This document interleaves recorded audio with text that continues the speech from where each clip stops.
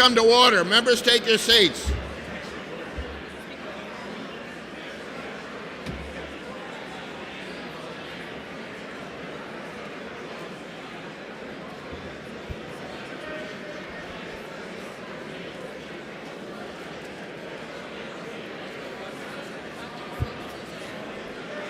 Members, take your seats.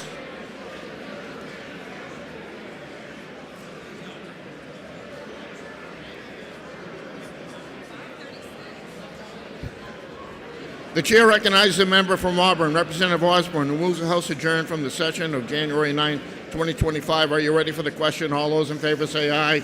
Those opposed, nay. The ayes have it, and the House is adjourned. The House will attend to a prayer by Representative Alexis Simpson from Exeter. Good morning, everyone.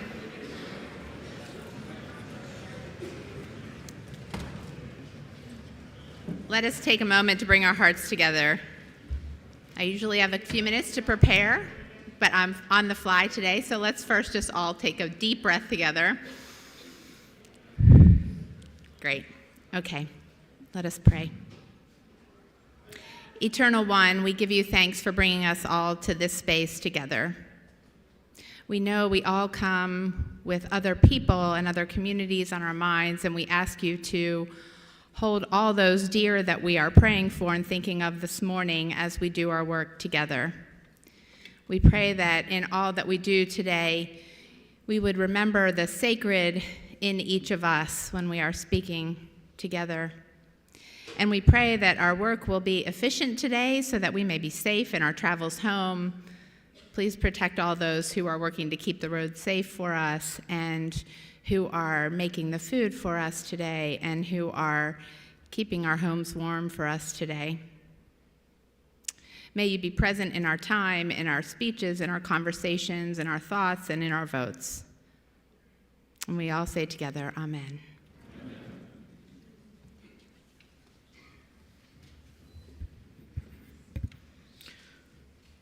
The chair recognizes the member from Boscawen, Representative Ricky DeVoid, who will lead us in the Pledge of Allegiance.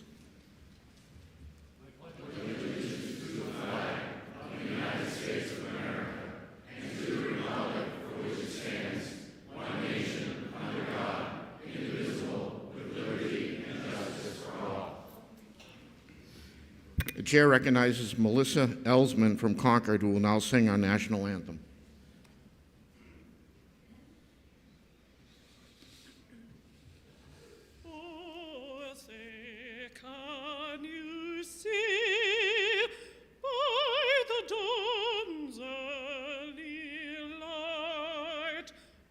So proudly we hailed at the twilight last gleaming, whose broad stripes and bright stars through the perilous fight are the ramparts we watched, where so gallantly streaming, and the rockets regular, the bombs bursting in air, gave proof through the night that our flag was still there. All say does that star-spangled banner yet wave o'er the land of the free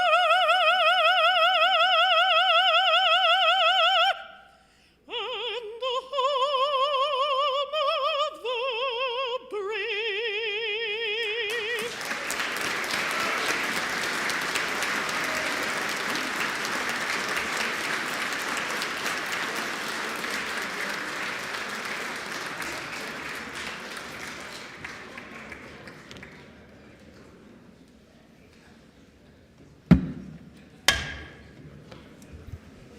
The House will attend to requests for leaves of absence. Mr. Speaker, the day, illness, Representatives Birch, Bill Boyd, Cahill, Corman, Gregg, Haskins, Manahar, Lawrence Minor, Parshall, Wayne Pearson, Pressa, Sofakidis, Jared Sullivan, Tensar, Varney. The day, important business, Layward, Bay, Bolton, William Dolan, England, Lewis, Lundgren, Mandelbaum, Stephanie Power, Southworth, and Souter. The day, illness in the family, Representatives Grossman, Howland, and Judy. The day, death in the family, Representatives Bucco and Weber. These leaves of absence shall be granted unless otherwise ordered by the House. The House to attend to an introduction of guests. Mr. Speaker, please welcome Anne Marie and John Piantadosi, guests of Representative DeVoyd. Anthony Henry and Thomas Hosey, guests of Representatives Tebow. Brendan Malone, guest of Representative Mark Prue. They are with us in the gallery today. Welcome to the New Hampshire House.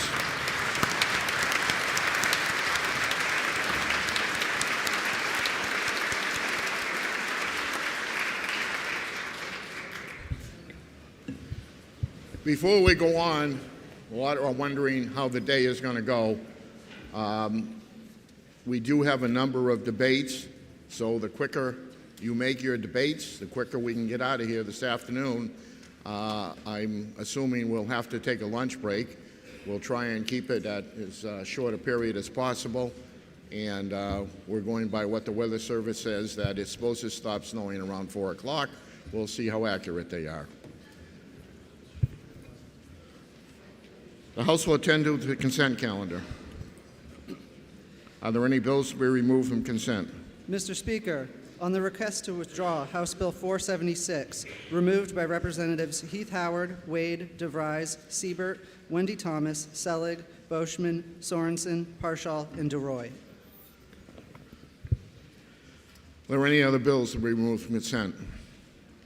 Representative Osborne moves the consent calendar with the relevant amendments as printed in today's House record be adopted. Are you ready for the question? All those in favor say aye. Aye. Those opposed, nay. The ayes have it, and the consent calendar is adopted. Under rules of the House from the Committee on Executive Departments and Administration, House Bill 216 FN is referred to Committee on Finance. From the Committee on Transportation, House Bill 105 is referred to the Committee on Ways and Means. The House will attend to a motion to withdraw House Bill 476 FN relative to the restrictions on elective abortion. Representative Howard Heath has requested a roll call. Is that sufficiently seconded? It is not sufficiently seconded.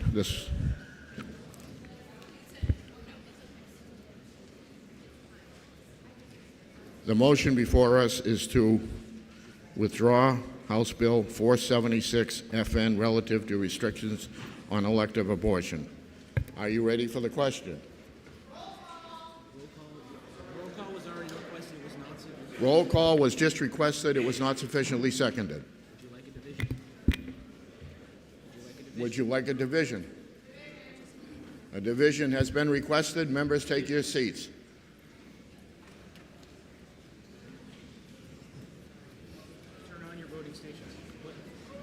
Make sure everybody turns on your voting stations.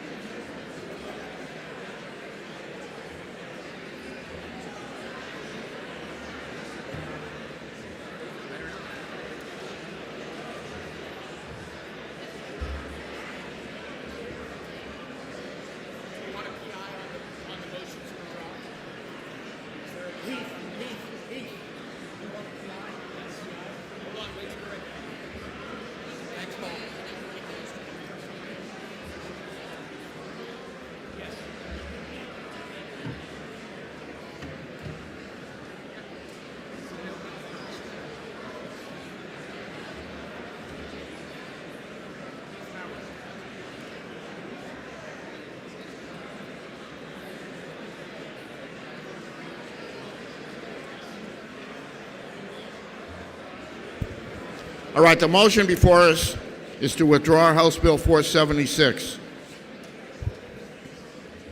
This is a division vote. The chair recognizes Representative Howard for a parliamentary inquiry. Thank you, Mr. Speaker. If I know HB 476 should not be tabled, if I know that over 12,000 people testified in opposition and over 1,000 people in support of HB 476, if I know that the withdrawal motion would fulfill the request of the sponsor, and if I know that HB 476 should be withdrawn, please press the green button. Thank you. Chair recognizes Representative Pentonville for a parliamentary inquiry. Mr. Speaker, if I know that abortion facilities in New Hampshire are unlicensed and uninspected, would I press green? If I know that this bill has the capability of allowing an abortionist to open a facility in a basement and perform undocumented, unsterile abortions with no recourse for victims. If I know that this bill could allow for coerced abortions to go unpunished. If I know that this bill has the potential to harm women, particularly in situations of human trafficking, and if I know that this bill is the very definition of inexpedient to legislate, would I now vote green? The motion before us is to withdraw House Bill 476. This is a division vote. If you're in favor, you'll press the green button. If you're opposed, you'll press the red button. Voting stations are open for 30 seconds.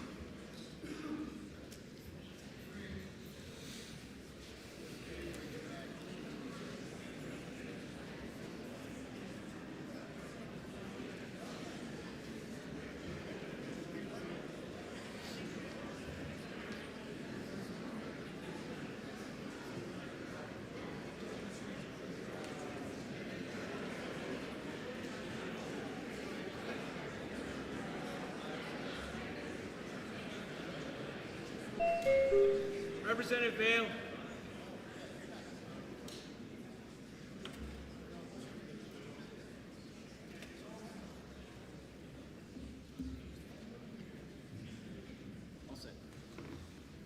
If all members present had an opportunity to vote, House will attend the state of the vote. 335 voting yea, 18 voting nay. Bill is withdrawn. House will now attend to the regular calendar.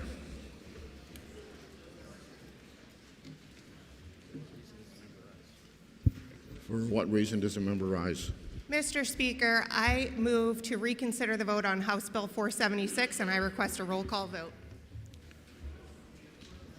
The motion is to reconsider the vote on House Bill 476, and a roll call has been requested. Is that sufficiently seconded? It is sufficiently seconded. This will be a roll call vote.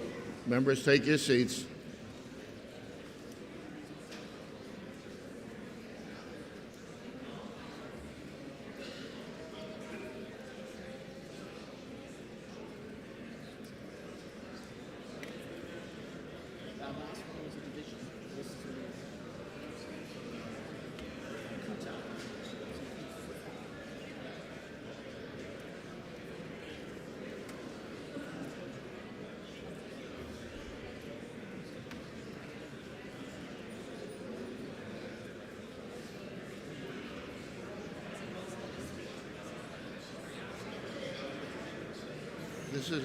This isn't debatable, is it?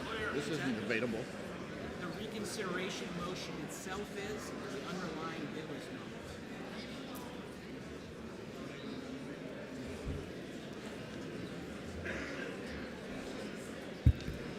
not. The motion before us is reconsideration on House Bill 476. This is a roll call vote.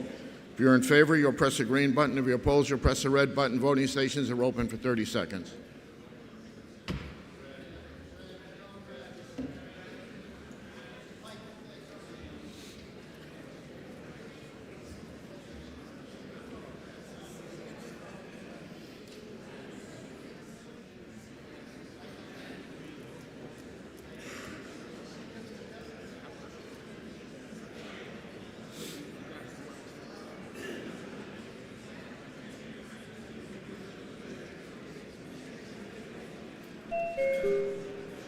Representative Bixby.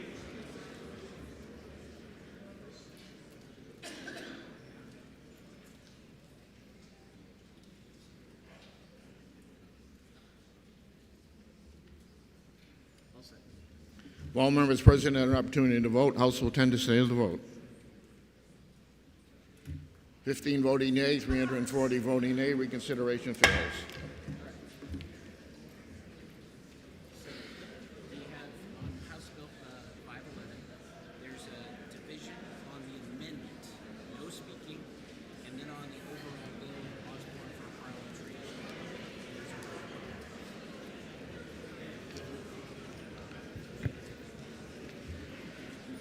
Committee on Criminal Justice and Public Safety, to which was referred House Bill 511 FN, an act relative to cooperation with federal immigration authorities.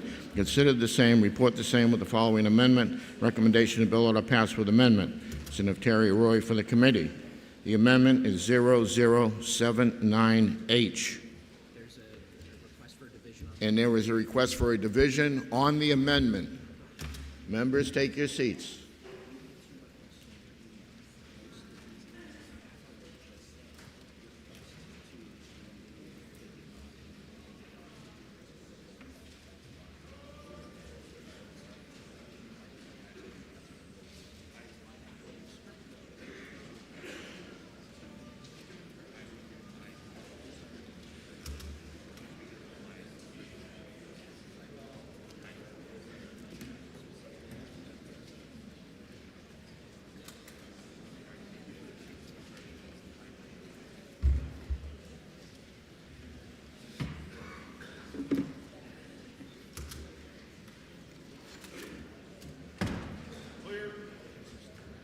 that's only if the amendment fails.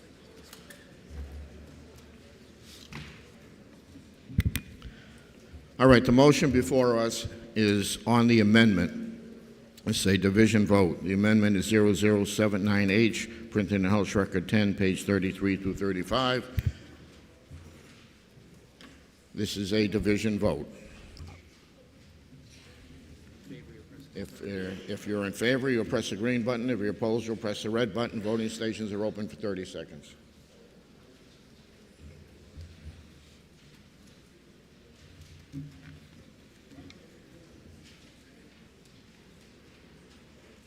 Representative Potenza.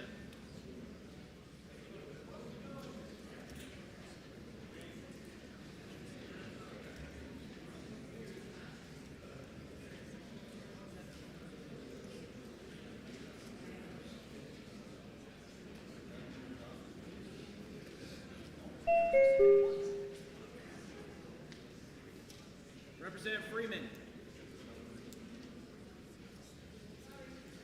Representative, you got to give me a thumbs up or thumbs down.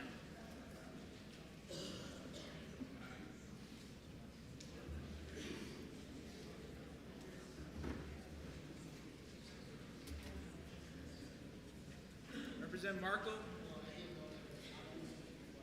No. Representative Markle. Thank you.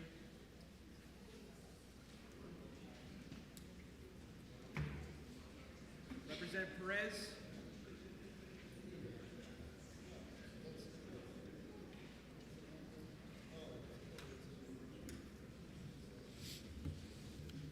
All set.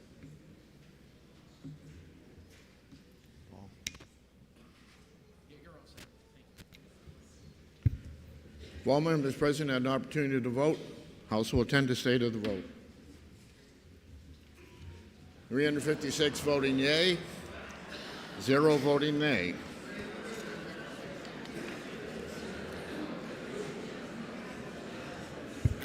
The motion before us now is ought to pass on House Bill 511. Granger's requested a roll call, or Sweeney's requested a roll call. Is it sufficiently seconded? It is? Okay. Ask if it's sufficiently Okay. Representative Sweeney has requested a roll call. Is that sufficiently seconded? It is sufficiently seconded. This will be a roll call vote.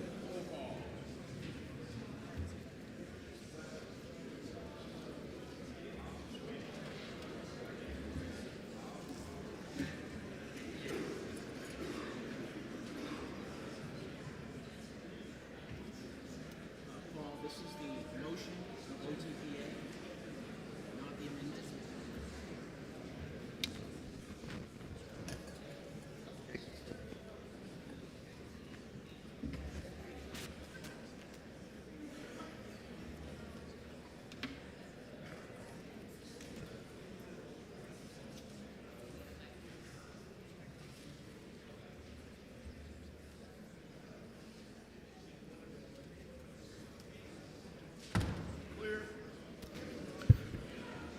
The motion before us is how to pass with amendment. This is going to be a roll call vote. Chair recognizes Representative Osborne for a parliamentary inquiry. Representative Osborne waives it. So the motion before us is how to pass with amendment. This is a roll call vote. If you're in favor, you'll press the green button. If you're opposed, you'll press the red button. Voting stations are open for 30 seconds.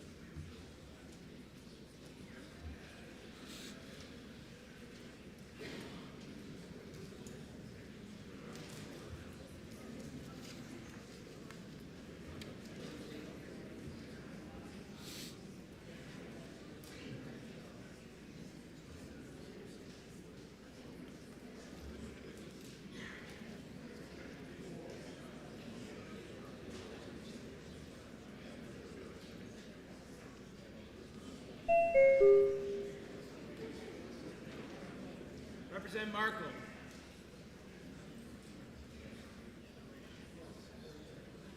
Representative Edwards, Mooney, and Warden. Thank you.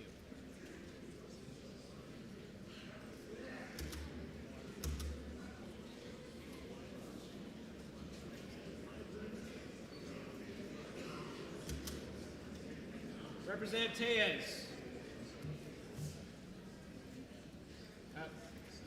Thank you. All set. If all members present had an opportunity to vote, House will attend the state of the vote. 351 voting yea, 6 voting nay. Motion is adopted. It's referred to finance. And this is referred to finance.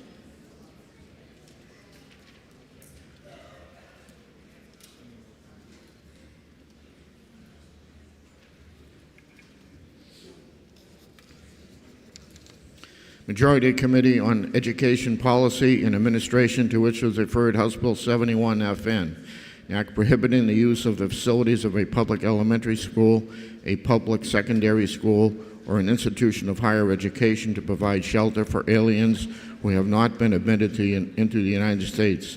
When considered the same, report the same of the recommendation the bill ought to pass. Senator Brian Nadeau for the majority of the committee. Chair recognizes Representative Balboni.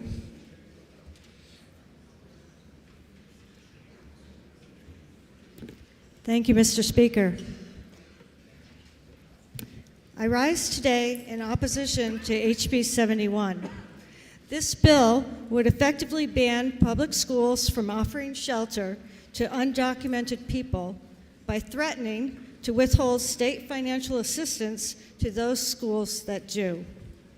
The stated purpose of this legislation is to ensure that our students are kept safe and will not be subjected to remote learning in the future.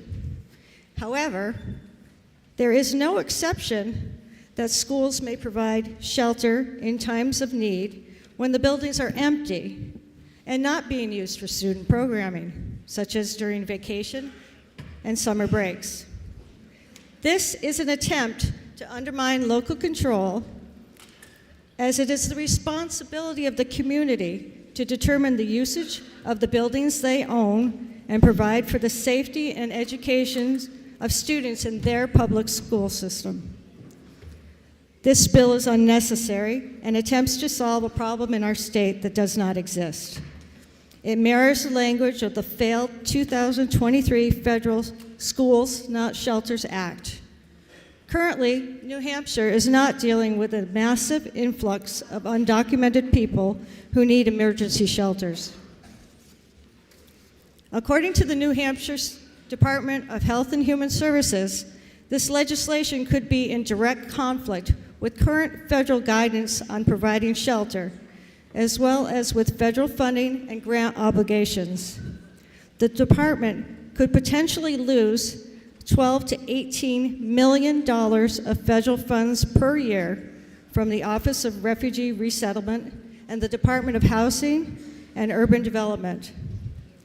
The governor has warned that revenues are down, and we expect no budget surplus to make up the difference. This loss of federal dollars could lead to additional tax increases on our local communities to compensate for the loss of federal revenue. Finally, this bill promotes divisiveness, perpetuating a national narrative that all people without documentation are dangerous and diseased. It will send a chill to immigrant and refugee families living in our state and discourage people of other nationalities and races from studying at our colleges and universities for fear that they will be targeted as undocumented. HB 71 does nothing to improve student safety or education and will jeopardize millions of dollars that contribute to our state revenues. I urge you to vote no on the motion of OTP so that a new motion may be made. And Mr. Speaker, I ask for a division vote. Chair recognizes Representative Harvey Bolia. Thank you, Mr. Speaker. Mr. Speaker, passing this bill will ensure that our schools remain dedicated to their primary purpose, providing a safe and focused environment for our children's education. How? The bill prioritizes the use of school for education rather than for shelters for other populations. There are three things driving this legislation: the debilitating school closures from the COVID years, our closeness to Boston, and the use of the Logan Airport for 6 months as a migrant shelter, and the use of a Brooklyn school for the same. Our students and parents deserve a learning environment free of interruptions. Last, this bill has carve-outs for emergency situations, and it doesn't have any effect on our revenues. Thank you. Mr. Speaker. Representative Sweeney has requested a roll call. Is that sufficiently seconded? It is sufficiently seconded. This will be a roll call vote. Members, take your seats.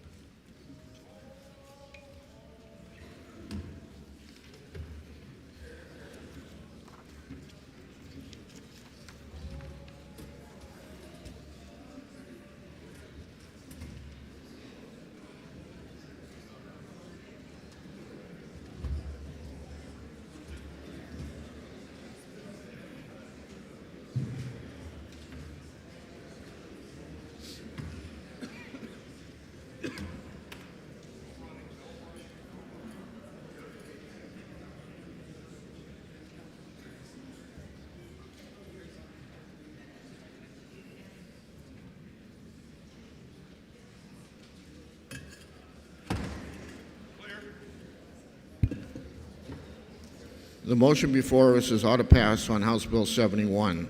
This is a roll call vote. Chair recognizes Representative Hall for a parliamentary inquiry.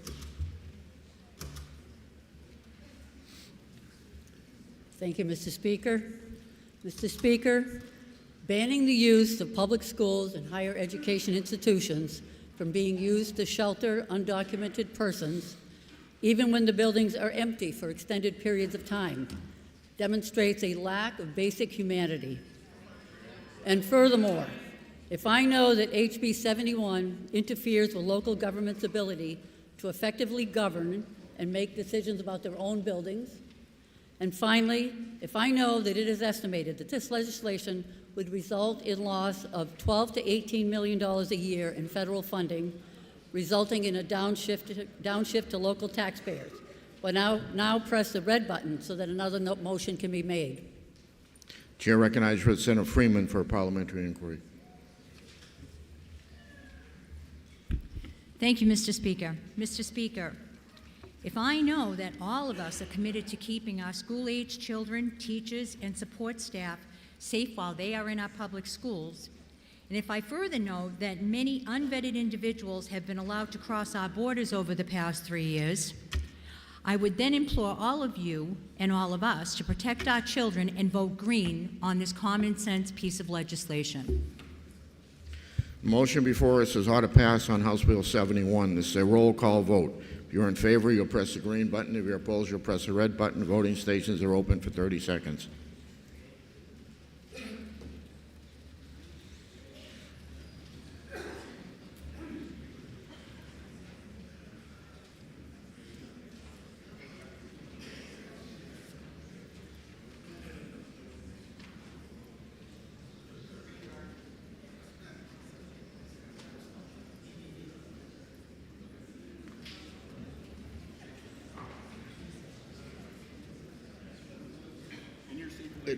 We're in the voting mode. Members stay in their seats.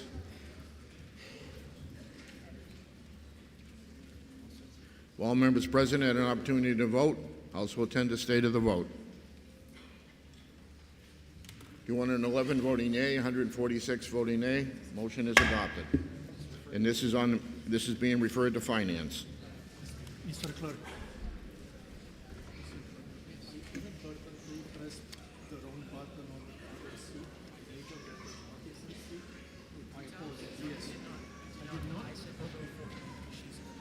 Thank you so much. I thought I freaking pushed it because I'm the only one here and I didn't want to fuck anything up.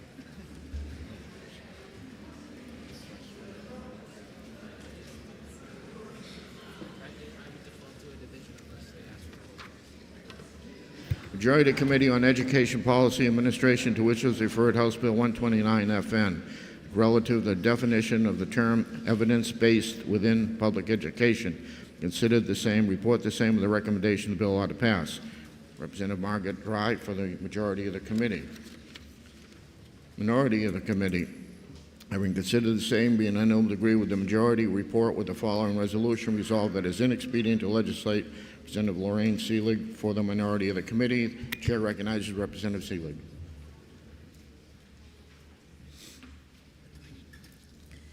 Thank you, Mr. Speaker, and good morning. There are a number of reasons why HB 129 poses significant problems and has major gaps. The bill says all methods of delivering public education shall be evidence-based. This is unworkably broad. When I was teaching, I did my best to meet the needs of all of my students. I tried all sorts of methods to keep them engaged and learning, sometimes pivoting in the moment based on what was happening in the class, and learning for myself what was working and what wasn't. On top of the prep work teachers are already doing, this bill would apparently require them to do additional research to find reproducible studies that have been already completed to validate these methods. Certified educators already attend teacher training programs and take continuing education classes throughout their careers to learn new and developing methods. This bill does not support that growth. Additionally, this bill further erodes local control and creates a situation of micromanagement of public school teachers by the legislature while not requiring any evaluation or criteria for any private or charter schools. Finally, and probably most significantly, in addition to the points made in this week's calendar, I would like to point out that it is estimated this bill would cost an additional $118,000 in fiscal year 2026, increasing to $127,000 in fiscal year 2028 for an additional position within the Department of Education. It is also estimated that the bill will increase costs to local school districts to review current procedures and implement the requirements of this bill. In a year where we've already been told to expect major financial cuts to programs statewide, why would we choose to support a bill that creates additional unfunded mandates while creating more challenges for our classroom teachers? I urge you to vote no on OTP so another motion could be made. And Mr. Speaker, I request a division vote. Chair recognizes Representative Dry. Thank you, Mr. Speaker. Mr. Speaker, evidence-based is used to describe practices in everything from nursing and healthcare to management and research. This bill proposes defining the term evidence-based in public education. Evidence-based in education means teaching methods or techniques that are reproducible in multiple well-defined studies and able to be independently confirmed. Any use of this term in communications by the Department of Ed or local school districts has to conform to this definition. This bill is about teaching techniques, not subject material. It's about how things are taught, not what is taught. It's about material that is science-driven, not socially determined. It's about objective data, not subjective data, or subjective surveys. It's adopted at the department or school board level, not at the classroom teacher level. This bill only applies to institutions like the Department of Education or the local school districts when they are adopting teaching methods. It doesn't dictate what specific teaching methods are adopted, but only requires that consideration be limited to those methods that have demonstrated effectiveness in studies. This requirement does not apply to curriculum, nor does it place any burden on classroom teachers who are purposely exempted and given a free hand. Evidence-based is a powerful phrase. Let's make sure that we understand what it means and what we are saying when we use it. I ask you to support House Bill 129. Thank you. Representative Dry has requested a division. This will be a division vote. Members, take your seats.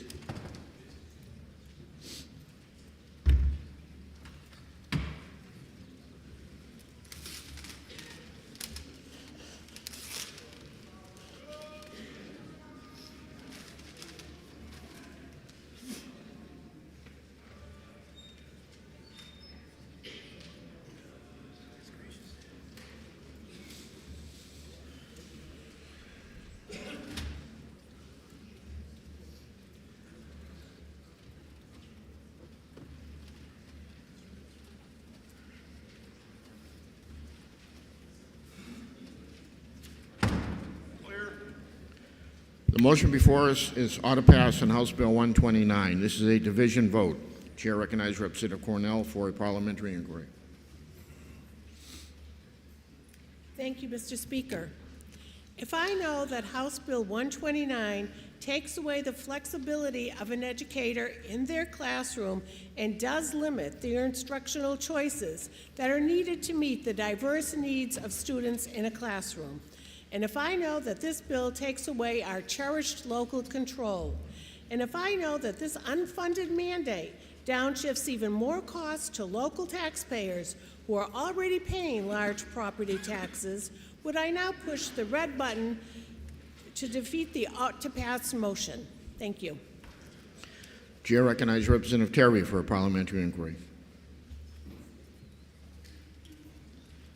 Thank you, Mr. Speaker. Mr. Speaker, if I know that evidence-based in education means teaching methods or techniques that are reproducible in multiple well-defined studies and able to be independently confirmed, and if I know that teachers will be assisted and students benefit from utilizing these methods and techniques that have proven to be the current gold standard in the field of education, and if I know that we want New Hampshire to be not only first in the nation for our presidential primary, but also, and even more importantly, first in the nation for education, then, Mr. Speaker, wouldn't I push the green button to do my part in moving HB 129 forward in pursuit of its enactment into law? The motion before us is the Majority Committee report of ought to pass on House Bill 129. This is a division vote. If you're in favor, you'll press the green button. If you're opposed, you'll press the red button. The voting stations are open for 30 seconds.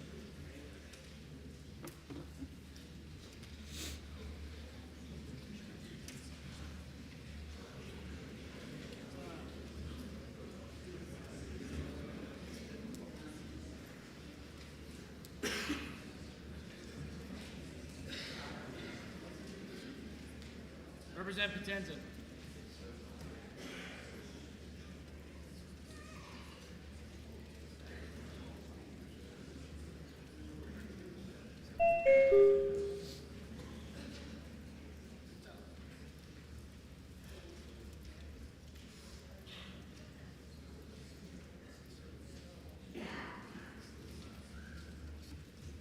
If all members present had an opportunity to vote, House will tend to state of the vote. 203 voting yea, 155 voting nay. The motion is adopted.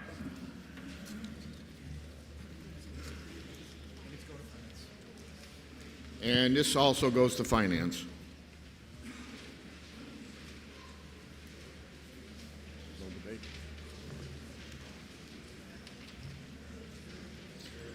Committee on Election Law, to which was referred House Bill 67 FNA, an act relative to agreements with the Secretary of State for the use of accessible voting systems. Having considered the same, report the same with the recommendation that the bill ought to pass. Representative Robert Wary for the committee. Are you ready for the question? All those in favor say aye. Aye. Those opposed, nay. The ayes have it, and the motion is adopted, and this is on its way to finance too.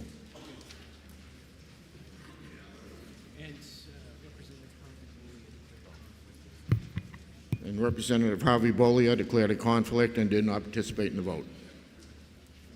So this one, I have two amendments. I don't believe that this has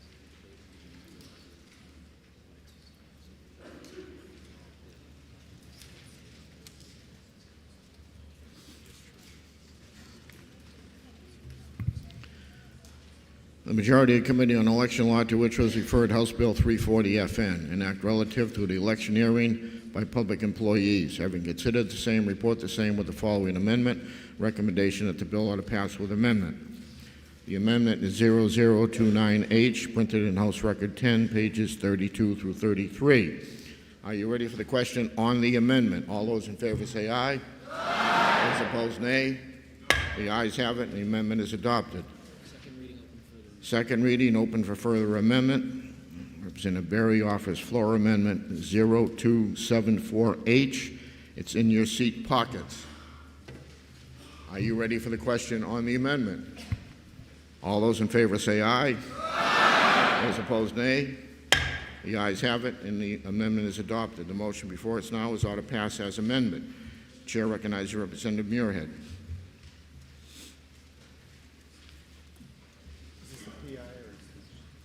Speech. Thank you. Thank you very much, Mr. Speaker. This bill would expand the definition of what counts as electioneering to include actions done by public employees on the job that unintentionally have the effect of influencing the way voters vote on candidates or measures. And my concern is that idea of including actions that unintentionally influence voters is overbroad, and that there are a number of things that public employees do in the ordinary course of their jobs that might have the effect of influencing the way voters vote, even though those public employees don't intend what they do to have that effect. For instance, a public employee might share with the public information about the condition of roads and bridges in New Hampshire. And a member of the public learning about the condition of roads and bridges might use that information to influence the way they vote. The public employee can't control how that's done. Information, good, accurate information that public employees share with citizens about public things will influence the way attentive citizens vote. And public employees can't control that. But that kind of action would be encompassed as electioneering, would be classified as electioneering because of the overbroad way in which this otherwise well-intentioned and salutary bill defines electioneering. And for that reason, I would encourage us to defeat the ought to pass motion so that we could work more on this bill. Chair recognizes Representative Berry. Thank you, and obviously I disagree with the statement from the member of the minority. I don't believe that this bill would cover what he just referenced. This bill is designed to do what the statute was originally supposed to do, which is stop public employees from using their position and government taxpayer-funded resources from putting their fingers on the scale of elections and measures. And I'll give you two examples. We had an issue in Amherst with their SAU where 3 days, they sent it out on a Friday, for filming on a Monday in a public school. They said to parents, hey, on Monday we're bringing a camera crew through. We're going to film the school. And oh, by the way, your kids might be in that video. We're also going to do interviews with staff. And they're going to put together this video about the school. And what they didn't say was that for the previous 3 town elections, there had been a warrant article about spending on the school infrastructure. So they were putting their finger, they were allowing a camera to come through and film children so that they could put their finger on the scale of an outcome of a measure. In the town that I represent in Goffstown, the library put forward an overtly biased survey that was crafted, we found out through a right to know request, by the employees. 8 out of the 12 questions came from town employees, and the questions might as well have read, why are Republicans bad and Democrats good? And then the DOJ, for some reason, said, oh, well, you have an opportunity to refute the question. The statute was designed to be broad. Electioneering by public employees is the only section of election law currently with its own definition of electioneering. It was designed by this body, and by the way, a member of the other party, was designed by this body to be intentionally broad so that public employees are not putting their fingers on the scale. And the reason you have to have broad language is because when you start talking about intent, it is almost impossible in a court of law to prove intent. The purpose of it being overly broad is to go to what this body originally enacted. It is supposed to be broad. Public employees should not be using their position and their taxpayer-funded resources to change the outcome of an election. The motion before us is Majority Committee report of order passed as amended. Are you ready for the question? All those in favor say aye. Aye. Those opposed, nay. The ayes have it, and the motion is adopted.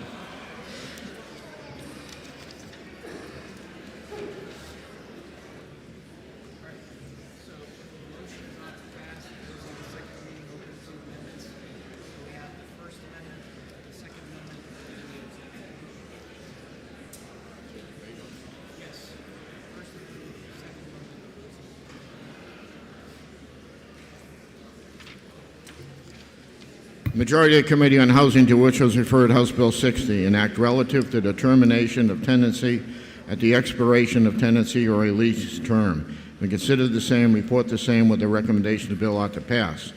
Representative Dick Jackson for the majority of the committee.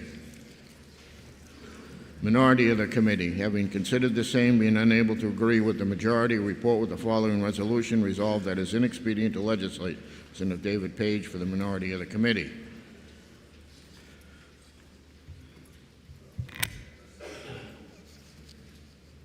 We have a number of amendments here. Representative Reed offers floor amendment 0254. It's in your seat pockets. And the chair recognizes Representative Reed. Thank you, Mr. Speaker. And in advance, I'm going to request a division on this to make sure we don't forget. I want to talk about what HB 60 seeks to do and how this amendment ameliorates some of the weaknesses and some of the problems in the underlying bill. The stated intent of HB 60 is to solve the problem that landlords are being forced to keep otherwise good tenants who pay their rent on time and abide by all of the terms of their lease, to evict them, because the idea is that there's this pandemic of landlords that are just being forced to keep these really good tenants. But all of the examples as to why a landlord would want to evict an otherwise good tenant that pays their rent on time and abides by all the rules that were given in the hearing, all of those are already protected in law. There are already causes to evict. The examples given were, well, what if I want to raise the rent and rent it for more? That's already allowed. After you reach the end of your lease, you can raise the rent however much you like. If they don't want to pay it, they have 30 days. The landlord can already legally evict if they need to do remediation or major renovations. The landlord can already evict if they want to change the use of the property. Like, I don't want to rent this out anymore. I want to change it into something else, or I want to let my adult child live in it. All of these things are already protected, so then this has been working for decades, and the question is, why now? Why now when people are experiencing the most housing insecurity we've ever experienced as a state? And if those reasons aren't the real reasons, then what are the real reasons? Could it be that maybe the landlord, after renting to the tenant, saw the tenant's bumper stickers and didn't like them? Could it be that they saw the tenant associating with a boyfriend or girlfriend or friend that they didn't like the look of? Could it be that the landlord maybe had a political disagreement or a sports disagreement or any kind of disagreement? Or that the tenant chose to have a firearm or chose to use medical cannabis, and maybe the landlord didn't like that? Or maybe they just didn't like the fact that the tenant insisted that the landlord do repairs that the tenant is legally entitled to have done. Whatever these reasons are, these are personal reasons and not professional business-like reasons, which is why the law is currently how it is. This amendment seeks to try to solve some of the damage that this would do by doing three things. First of all, it provides a 6-month grace period. So you reach the end of your lease, you're a good tenant, you can continue that month to month that we have currently for 6 months before you get the 60-day notice of eviction. And it is a notice of eviction. The second is that if you were a good tenant, you paid your rent, you did everything correctly, and the only reason that you're getting that 60-day notice of eviction is because you lived long enough to see the end of your lease, then the record of the eviction will be sealed. Because good tenants who pay their rent, who do everything right, shouldn't have this on their record in a situation where even the best of tenants are having a hard time finding something because there's nothing available. And the final thing that this does is the New Hampshire Housing Finance Authority has said that a 5% vacancy rate among properties is what is needed for a even remotely healthy market, a 5%. So what we're saying in this amendment is fine, you can do this no-cause eviction with the 6-month grace period, but only in a market that's 5% or greater, not when people are already having a problem finding a place to live. So that would be the trigger, is the 5% vacancy. Over that, they can do it. Under that, we're in a crisis. So I hope that you support the amendment. Chair recognizes Representative Alexander. Thank you, Mr. Speaker. Mr. Speaker, this amendment would add a trigger to the law to only make it go into effect when the rental vacancy is 5% or higher for a 12-month period. This amendment will add unnecessary regulation for our housing providers. And this bill, as introduced, already provides for more certainty in the housing market and encourages communication between housing providers and tenants. I urge the body to vote no. Thank you. Representative Sweeney has requested a roll call on the amendment. Is that sufficiently seconded? It is sufficiently seconded. This will be a roll call vote. Members, take your seats.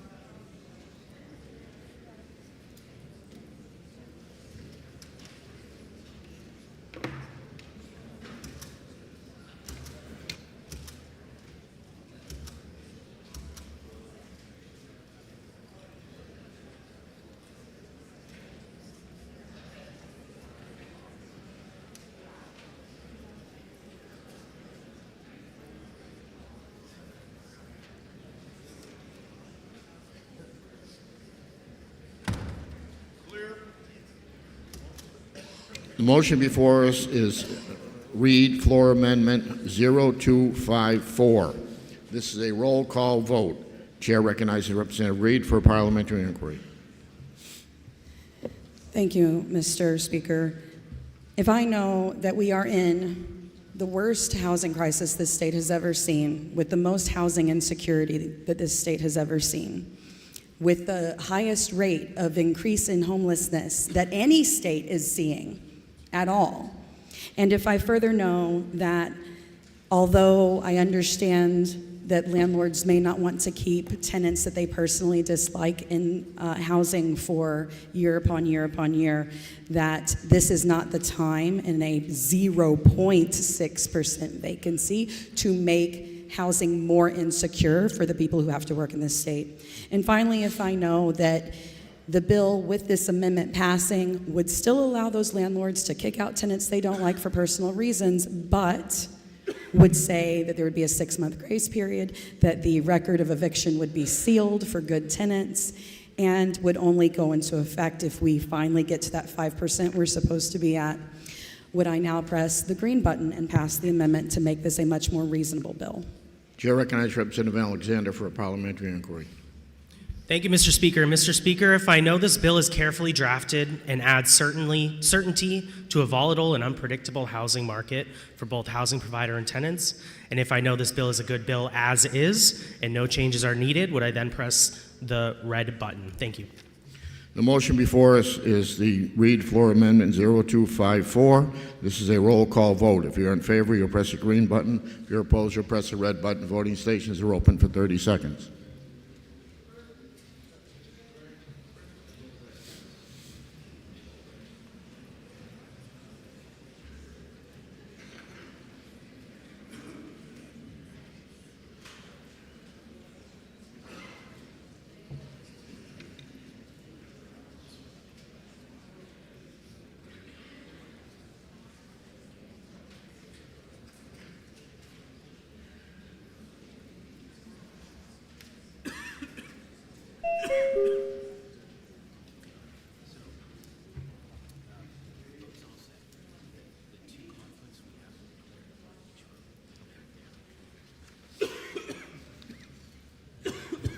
Have all members present had an opportunity to vote? Representative, you declared a conflict, that's why. Thank you. If all members present had an opportunity to vote, House will attend to state of the vote. 140 voting yea, 217 voting nay. The amendment fails. Representative Schmidt and Representative Pat Long declared a conflict and did not participate in the vote. The bill's on second reading, open to further amendment. Representative Page, Office Floor Amendment 0251. And the chair recognizes Representative Page.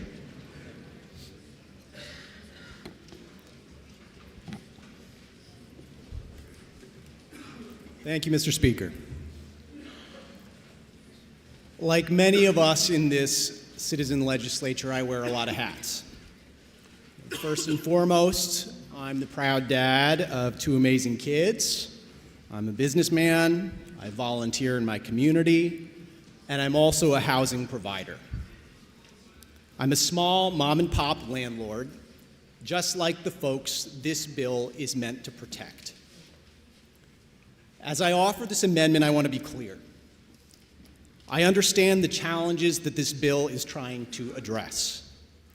I've dealt with tough tenant situations, and I know how difficult the eviction process can be for small landlords. And these are legitimate issues, and I agree they deserve our attention as a body. But I also have another hat that I wear, which is being a good neighbor. And as a good neighbor, I have to say, without this amendment, this bill would do more harm than good, and at the worst possible time. Let me share 2 numbers that explain why this amendment is so important, in my opinion. 0.8%. That's New Hampshire's current rental vacancy rate, 0.8%. and 52%. That's how much homelessness increased in our state from 2022 to 2023, and it's the highest jump in the entire nation. If we pass this bill without this amendment, families who get evicted for no good reason will quite simply have nowhere to go. That's the bottom line. Virtually every family evicted under this bill without this amendment will experience some period of homelessness, and seniors and people with disabilities will be particularly at risk. With this amendment, what I hope I'm offering is a reasonable middle ground. It simply ensures that the no-fault evictions this bill creates won't take effect until that rental vacancy rate reaches 2.5%. And to be clear, that's still only halfway. That's halfway to what economists would consider a balanced market. This way, when good tenants are forced out, they'll at least have a fair shot at finding another place to live.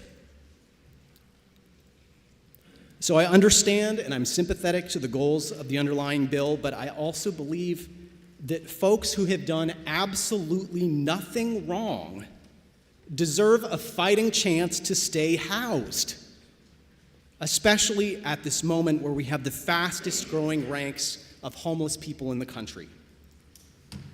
Thank you, Mr. Speaker, and I request a division vote. Chair recognizes Representative Alexander. Thank you, Mr. Speaker. Mr. Speaker, this amendment would add a trigger to this law to only go into effect when the rental vacancy rate is 2.5% or higher for a 12-month period. This amendment would add unnecessary regulation for our housing providers. This bill, as introduced, already provides for more certainty in the housing market and encourages communication between housing providers and tenants. Please vote no. Thank you. Representative Sweeney has requested a roll call on this amendment. Is that sufficiently seconded?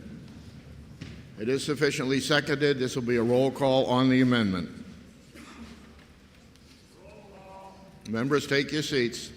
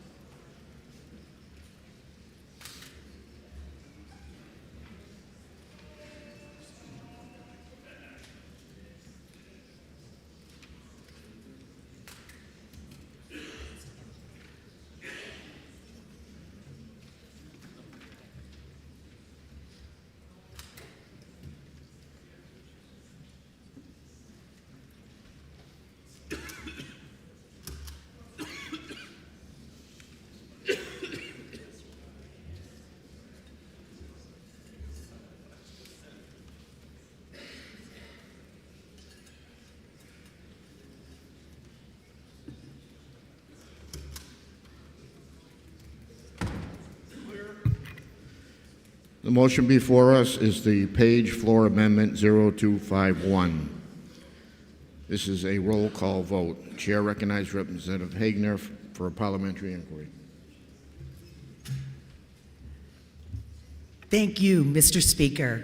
If I know that without this amendment, this bill could result in unhousing families in our districts for no just cause, and if I want to support our housing providers, but believe that we need to do so in a responsible manner and improve the balance of the demand and supply side of the market, and if I know that by passing this amendment, we could forge a reasonable middle path to support the reform of our eviction law while keeping good tenants in their homes during a housing crisis, if I know all of this, Mr. Speaker, would I now press the green button?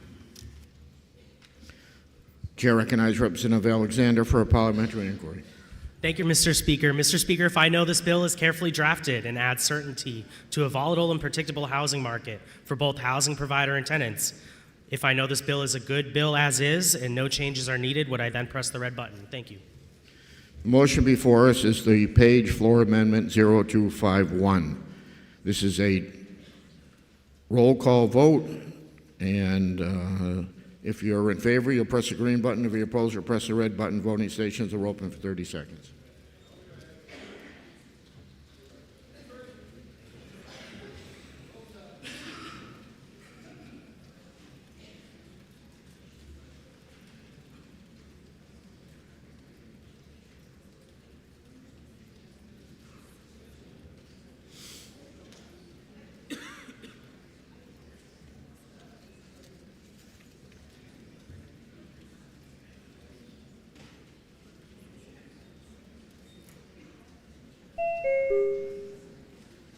Representative Raymond.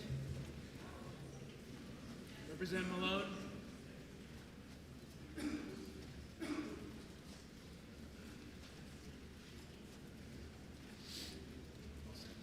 If all members present had an opportunity to vote, House will attend the state of the vote. 145 voting nay, 212 voting nay. The amendment fails. Representative Schmidt and Pat Long recuse themselves from the vote for conflict of interest. We are now on to ought to pass on the original vote, on the original motion. And the chair recognizes Representative David Page.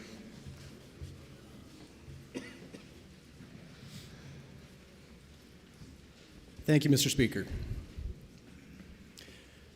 When this bill passes, good people are going to be forced out of their homes for no good reason. People who have always paid on time and followed the rules.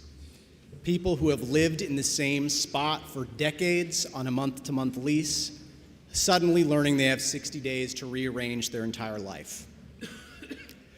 I understand the struggles of landlords trying to navigate New Hampshire's eviction process, but I would ask my colleagues today to reject the false premise that this bill is the only answer to that problem, or even a good answer to that problem. This bill goes too far, leaving every tenant in New Hampshire vulnerable to losing their home for no reason at all. No-fault eviction would also make it infinitely harder for tenants who believe they are being kicked out for retaliatory or discriminatory reasons to prove that. As one lawyer shared in our hearing, her advice to her clients should this bill pass would basically be tough luck. Tough luck if you suspect your new landlord just doesn't like you because of the color of your skin or who you love. Tough luck if you complained about the heat and suspect retaliation. Regardless of the reason, the ripple effects of eviction are devastating. Kids lose stability in school, workers struggle to keep their jobs, and businesses struggle to keep their workforces. Towns already strapped for cash are left footing the bill for emergency housing and services. And as the State Local Welfare Administrators Association testified in committee, when we see this bill pass, we will see increased caseloads and increased costs. As I noted in my prior speech, homelessness in New Hampshire jumped 52%. But this isn't just a statistic. It's real people. It's real people losing their homes, their security, and their sense of belonging and community. It sounds very tidy when you say a contract is a contract, and I get the appeal of that argument, but let's take a second to really ground truth the stakes of the bill. The lived reality we'll experience if this bill passes. If this bill passes, another mom and her kids will be living out of their car. If this bill passes, another displaced senior will be pitching their tent out in the woods. And I would wager that some version of this will play across all of our districts. I urge you to join me in voting against OTP. Thank you. Chair recognizes Representative Alexander. Thank you, Mr. Speaker. HB 60 is a bill that addresses termination of tenancy. This has nothing to do with evictions. This has to do with terminating a contract. When a contract's over, there's a conversation about renewing the contract. It's basic contract law. So we're just updating it to all the other contract law in the state, making sure it's consistent. When something expires, both parties come together and they have a new contract, they hash it out and figure out what's moving forward. There's nothing wrong with this. This is nothing about evictions. It's about renewing an original contract. And it also, on top of that, adds a 60-day notice. So even if the contract's about to expire, the housing provider can say, hey, your contract's expiring, I don't want to renew the contract. And you have to notice them within 60 days. So do I think that's perfect? No, I'd say 30 days is great, or something less than that, because I think at the end of the day, it's your property, you should do what you want with it. So with that, I think the bill is good, and you should vote ought to pass. Thank you. Representative Granger has requested a roll call. Is that sufficiently seconded? It is sufficiently seconded. This will be a roll call vote. Members, take your seats.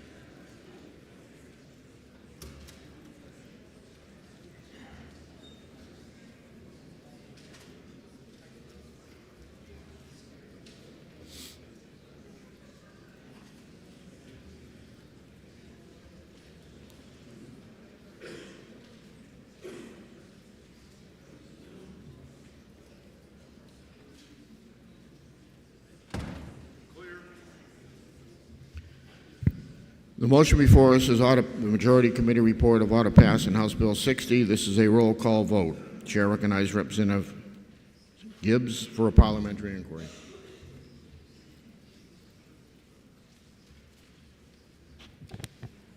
Thank you, Mr. Speaker. Mr. Speaker, if I know that HB 60 will cause good tenants to lose their housing, even though they have always paid their rent on time and have never caused any problems, and it will cause some of these good tenants to be put out on the street through no fault of their own, and further increasing New Hampshire's already large homeless population, would I now press the red button to vote no? Thank you. Chair recognizes Representative Dumont for parliamentary inquiry. Thank you, Mr. Speaker. Mr. Speaker, if I know that a legal contract requires both a start date and an end date, if I know that clear expectations on both sides creates a successful relationship, and if I know that this will add increased certainty in an unusually exacerbated rental market, then would I push the green button? Motion before us is the Majority Committee report of ought to pass in House Bill 60. This is a roll call vote. If you're in favor, you'll press the green button. If you're opposed, you'll press the red button. Voting stations are open for 30 seconds.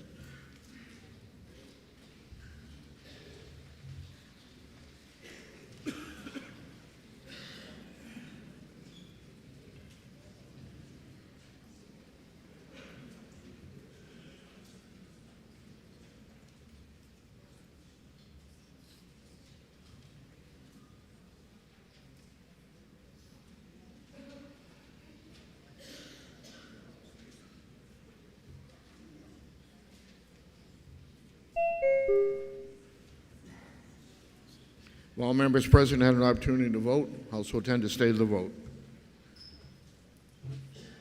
217 voting yea, 139 voting nay. Motion passes.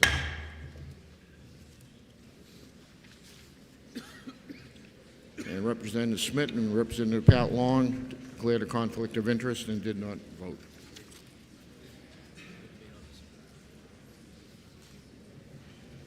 Committee on Housing, to which was referred House Bill 399, an act establishing a commission to study the New Hampshire Zoning Enabling Act. Consider this the same, report the same with the following amendment, and a recommendation that the bill ought to pass with amendment. Senator David Page for the committee. The amendment is 0023H, printed in House Record 10, page 33. Are you ready for the question on the amendment? All those in favor say aye. Aye. Those opposed, nay. The ayes have it, and the amendment is adopted. The motion before us now is ought to pass with amendment. Are you ready for the question? All those in favor say aye. Aye. Those opposed, nay. The ayes have it, and the committee report is adopted.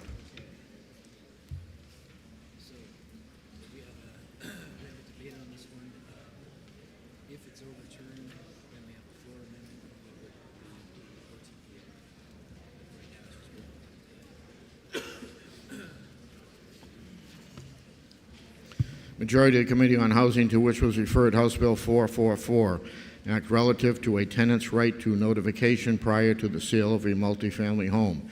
Considered the same, report the same with the following resolution, that it is inexpedient to legislate. Representative Dick Thaxton for the majority of the committee.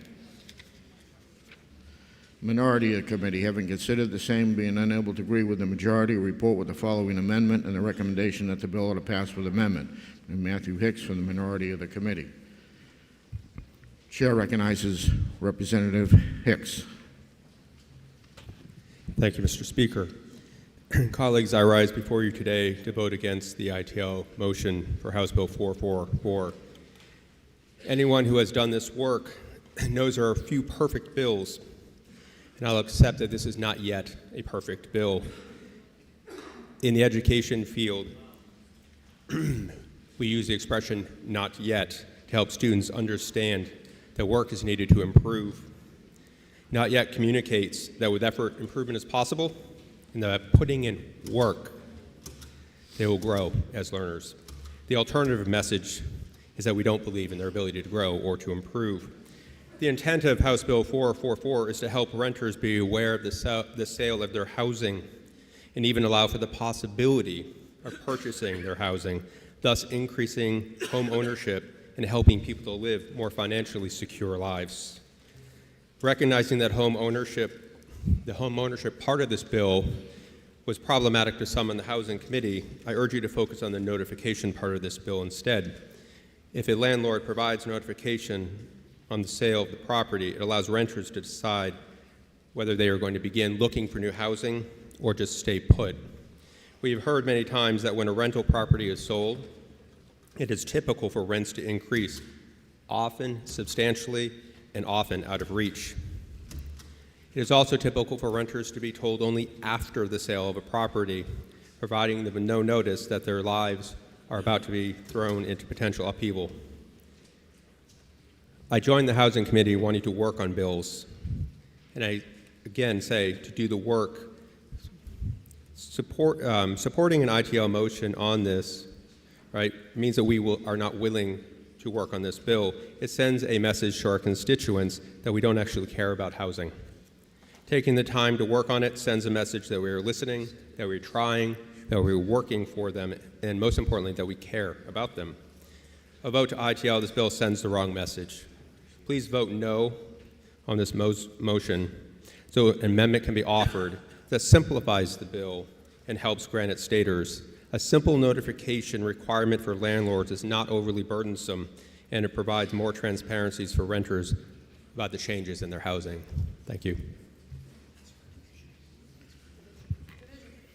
Mr. Speaker, I ask for a division vote. Chair recognizes Representative Thaxton.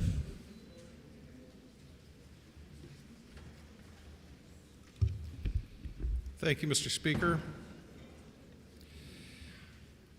HB 444 is an act relative to a tenant's right to notification prior to the sale of multifamily properties. But it's more than that. It's really a right of first refusal. The goal of the Housing Committee, in light of the current housing crisis in New Hampshire, is to stabilize the housing market by increasing affordability and availability. Increased investment in rental properties will be a requirement to achieve these goals under any scenario. HB 444 achieves none of those goals and in fact undermines them all. This bill requires the owner of multifamily residential properties to provide tenants with notice of the property and an opportunity to make an offer to purchase the property while effectively barring all other purchasers. What if I want to sell the property to my sister, my son, put it in a trust, leave it as part of my estate? This bill represents a significant impediment to the free flow of commerce and transfer of real property. It would be a restraint on the sale of residential property and would, in all likelihood, decrease the willingness of individuals and entities to invest in residential properties in New Hampshire. It does not significantly improve the situation of tenants who are looking to own a home. Further, this bill represents significant potential unintended consequences related to both estate and tax planning for individuals and entities that currently own residential investments. The bill is fundamentally socialist in nature and undermines the rights of individual property ownership and the aspirational goals of the majority of Americans. Passage of this bill impedes individuals and entities' willingness to invest in and maintain residential real estate by eliminating or complicating the real estate transaction with no appreciable public benefit. The bill in its current form is recommended as ITL, and I ask you to vote ITL. Representative Granger has requested a roll call. Is that sufficiently seconded? It is sufficiently seconded. This will be a roll call vote. Members, take your seats.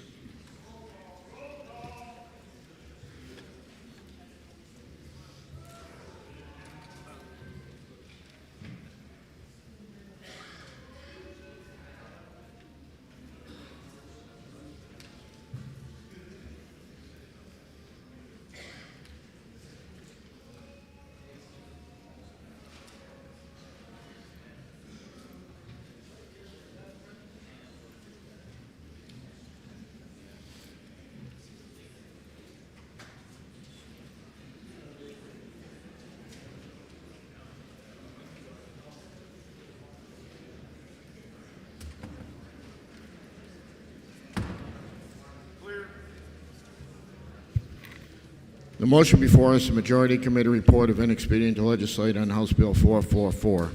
This is a roll call vote. Chair recognizes Representative Hicks for a parliamentary inquiry. Thank you, Mr. Speaker. Mr. Speaker, if I know this bill could help granite staters have more options and control over their housing, if I also know that too often renters face uncertain futures as properties are sold without notice and rents increase beyond reach, if I believe that we all came here to work for our constituents and find solutions for crises like we are facing in housing, and finally, if I'm certain that killing imperfect bills that have merit without putting in the work to improve them sends a message that we do not care about our neighbors, then would I now vote against the ITL motion and allow for a reasonable amendment to this bill? Chair recognizes Michael Aaron for a parliamentary inquiry. Thank you, Mr. Speaker. Mr. Speaker, if I know that this bill requires the owner of restricted multifamily residential property to provide tenants with notice of sale for the property and an opportunity to make an offer to purchase that property, and imposes a 60-day waiting period for the tenants to respond, and if I know that a property owner needed to sell quickly due to health or financial reasons, the 60-day requirement in this bill would stifle real estate sales, especially cash sales, which have a very quick turnaround. And if I know that this bill adds more regulation and will exacerbate the housing crisis rather than alleviate it, would I then press the green button to concur with the Housing Committee's recommendation of ITL? The motion before us is the Majority Committee report of inexpedient to legislate on House Bill 444. It's a roll call vote. If you're in favor, you'll press the green button. If you're opposed, you'll press the red button. Voting stations are open for 30 seconds.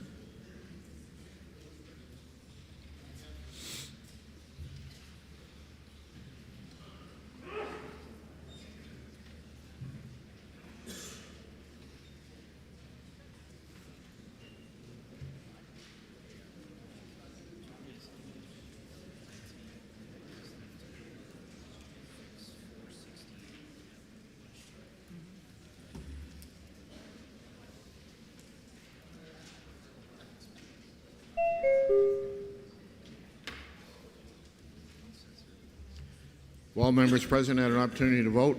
Also tend to stay to the vote. 213 voting yea, 144 voting nay. Committee report is adopted.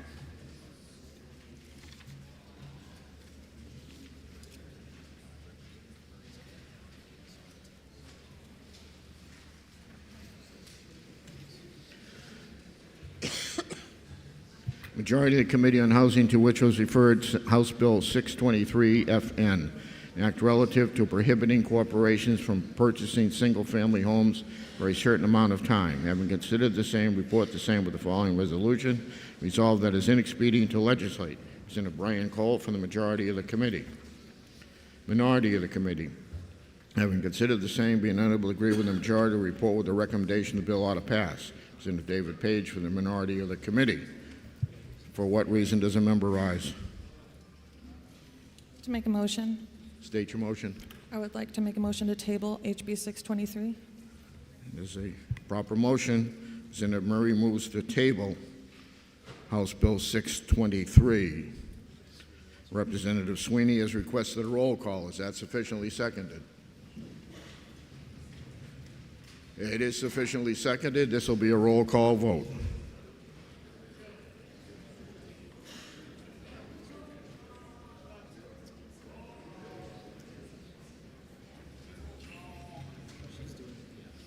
Okay.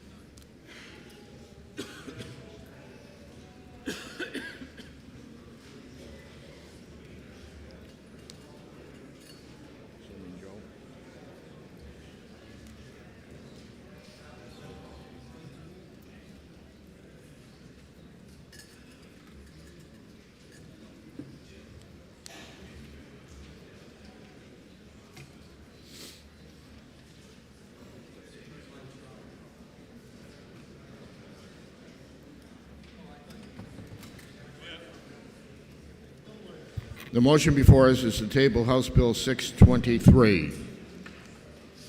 Chair recognizes Representative Murray for a parliamentary inquiry.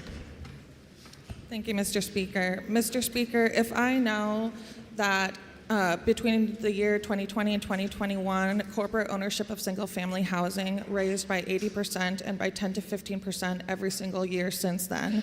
And if I further know that in New Hampshire, one of the largest crises facing us right now is housing, and that is causing us to lose young people from the state and families.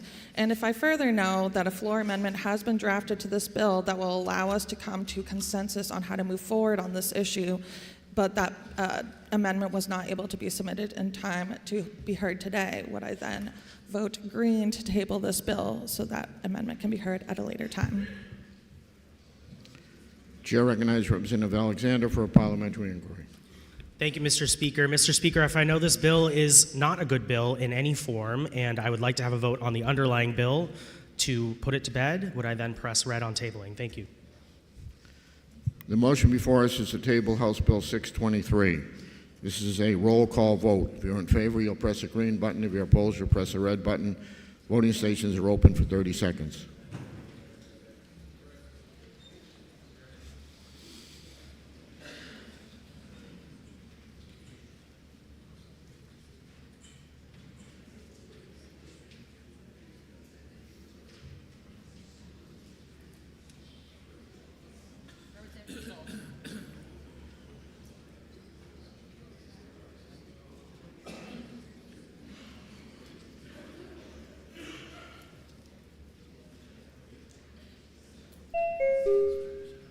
Representative Lovett. Representative Corrigan.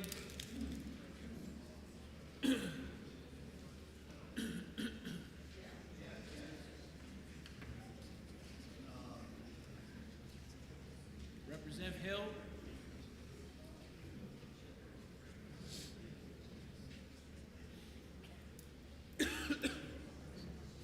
While members present had an opportunity to vote, House will tend to stay the vote. 149 voting nay, 207 voting nay. The motion fails. We're back to the original motion of majority expedient to legislate. The chair recognizes Representative Murray.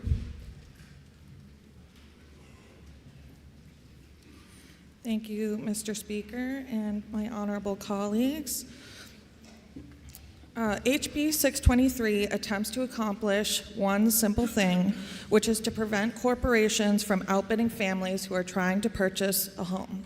This is a severe problem impacting our housing market here in New Hampshire, and it's something that I've personally been impacted by. A few years ago, my husband and I were told by our landlord that he would be renovating our apartment and we needed to move out. Back when this was happening in 2021, and still to this day, rents in Manchester are the same or more than the average mortgage. So we decided to take the leap and look for a home in the city we had always lived in together. Over the next 2 months, we viewed a number of homes, even venturing outside of Manchester, which was where we wanted to stay. Until the very last offer we made on the very last house we toured, every single offer we made we were outbid on, not by other young families, but by corporations. These mostly out-of-state groups would come in, often without even looking at the property, and put forward offers that were irresistible to the owners, almost always paying in cash. The most devastating home we lost out on, the corporation overbid us by $150,000 and then proceeded to reach out to my husband and I to ask if we would like to rent the property from them.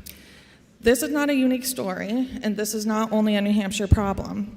Over the last decade, the number of investors purchasing homes has increased from 10 to 15% each year, except for 2020 to 2021, which according to a study by Redfin, saw an increase of over 80%. When looking at the Wall Street companies buying up homes, you have a small list of corporations that have shaped this growing trend. One of the first corporations to make waves in this market is Blackstone. Founded in 1985, Blackstone Group is an alternative investment firm based out of New York. Blackstone's total capital as of 2021 sat at $880 billion, over a third of which came from its real estate department. This trend accelerated during COVID-19 when low interest rates and rising real estate prices spurred investors to expand their portfolios. By 2022, investors accounted for nearly 30% of single-family home sales, up from an average of 16% just 3 years earlier. In some cities, institutional investors account for a far higher share of these single-family homes. According to a 2022 report by MetLife, hedge funds' market share of the 7.6 million single-family rental homes in the U.S. is projected to balloon over the next decade from 5% in 2022 to over 40% by 2030. As in my own experience, because investors are paying in cash, they can often easily beat out first-time home buyers. In New Hampshire, a third of home sales in 2023 were purchased in cash. On top of this, once they buy the homes, single-family rental companies often prove to be bad landlords. A 2022 study by federal lawmakers found that 5 major rental companies hiked their fees by 40% over a 3-year period and saw their tenants fall behind in rent. In California, the state's largest corporate landlord, Invitation Homes, was forced to pay $2 million in sanctions after the state attorney general found it was charging tenants illegally high rates. Research has also documented that corporate landlords file more evictions than small-time landlords, which can permanently harm tenants' ability to find housing in the future. This legislation is not unique. A similar bill was introduced to this body last session, and Democrats in the U.S. Senate and House have also sponsored similar legislation. A Republican's bill in the Ohio State Legislature aims to drive out these institutional owners through heavy taxation, while lawmakers in Nebraska, Iowa, New York, Minnesota, and North Carolina are among those proposing similar laws. Republican Governor Greg Abbott addressed this issue recently, stating, "This corporate large-scale buying of residential homes seems to be distorting the market and making it harder for the average Texan to purchase a home. This must be added to the legislative agenda to protect Texas families." The bottom line is, while this bill is far from perfect, it's undeniably true that corporations are creating an artificial barrier to home ownership for our Granite State families. We need to be encouraging young people to make their home and raise their families here, not allowing corporations to force our own people out so they can increase their investment portfolios. If we table this bill, a floor amendment will be brought before the body next session to turn this legislation into a study committee so we can find a way we can all agree on to stop this hostile corporate takeover and solve the housing crisis as Granite Staters so desperately have asked us to do. Thank you, Mr. Speaker. And I request a division vote. The chair recognizes Representative Cole.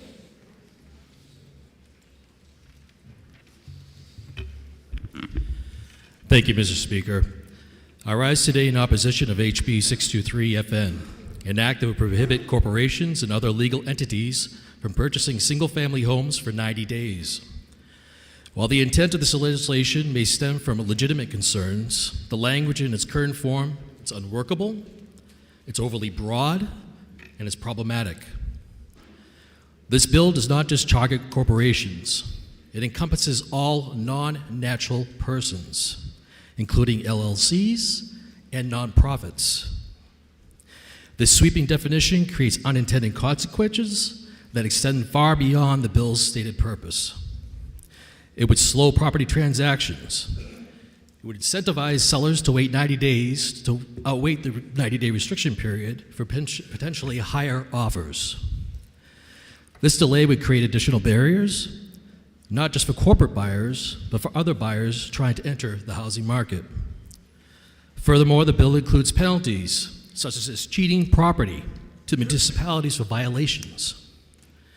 However, it lacks the clarity on how the process will be implemented or funded. No appropriations have been made, and the administrative burden was placed on municipalities. This will be an unfunded mandate. Some argue this bill addresses the growing issue of corporate investors dominating the housing market, pointing to anecdotes and national reports. Let's focus on the facts. Corporations only own 3% of the housing market in the United States and less than 0.5% in New Hampshire. This is not a widespread issue for the state. For these reasons, I urge the body to support the ITL motion, and I call for a roll call vote.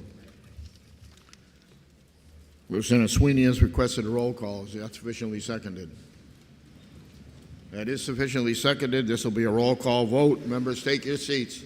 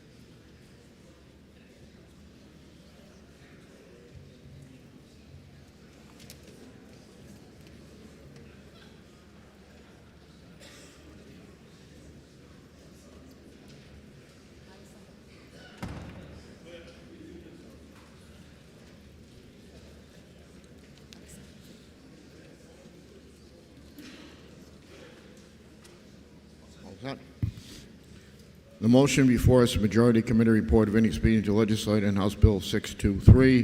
This is a roll call. Chair recognizes Representative Reed for parliamentary inquiry. Thank you, Mr. Speaker. Mr. Speaker, if I know that we have reached the point where over a third of single-family rentals are corporate-owned, not owned by small landlords based in the state, but owned by large investment firms, and if I know that these large investment firms, they're not the friendly landlords that we think of in this state, but that they are actually driving the increase in our unaffordability in this state with this never-ending cycle of buying properties well over market value, because then they can raise the rent, which increases the value, and then they buy another property for even more than that, driving our unaffordability.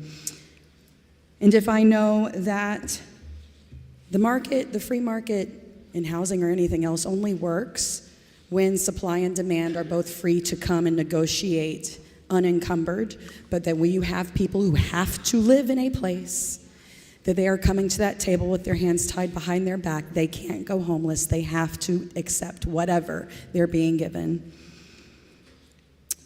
And lastly, well, second to last, if I, Mr. Speaker, am really tired of the sacred cow that has gone unchallenged for decades, that anything in the name of greed is good, even while our religions, our ethics, our morals, and our logic dictate the exact opposite. And lastly, Mr. Speaker, if I know that if the ITL is overturned, there is an amendment to just make this a study committee, because can't we at least study this that's happening with the corporate gobbling up of our single-family homes and driving up costs? Then would I press the red button and overturn the ITL so that we can at least study this? The chair recognizes Representative Bollier for parliamentary inquiry.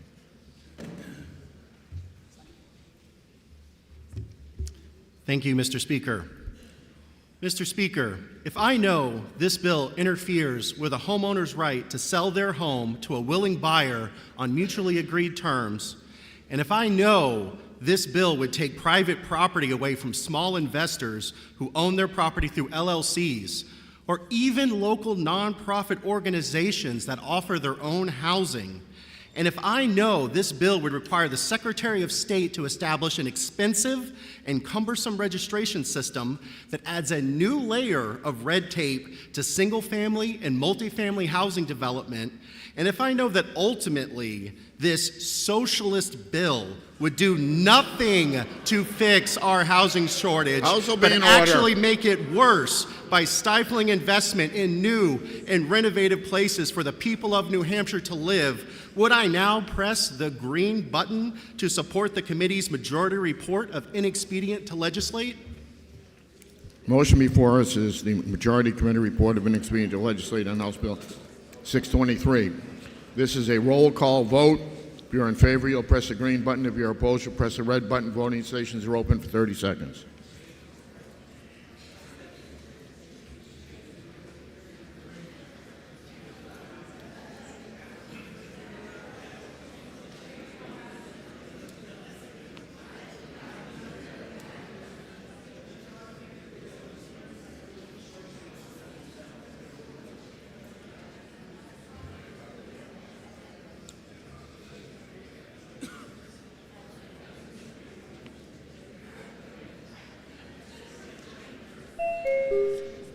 Representative McGee. Representative McGee.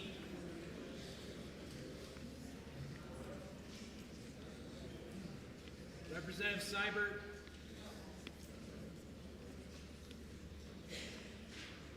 Representative Fox.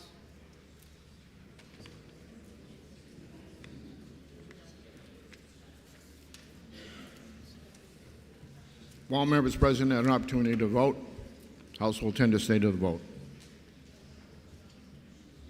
216 voting yea, 141 voting nay. The committee report is adopted.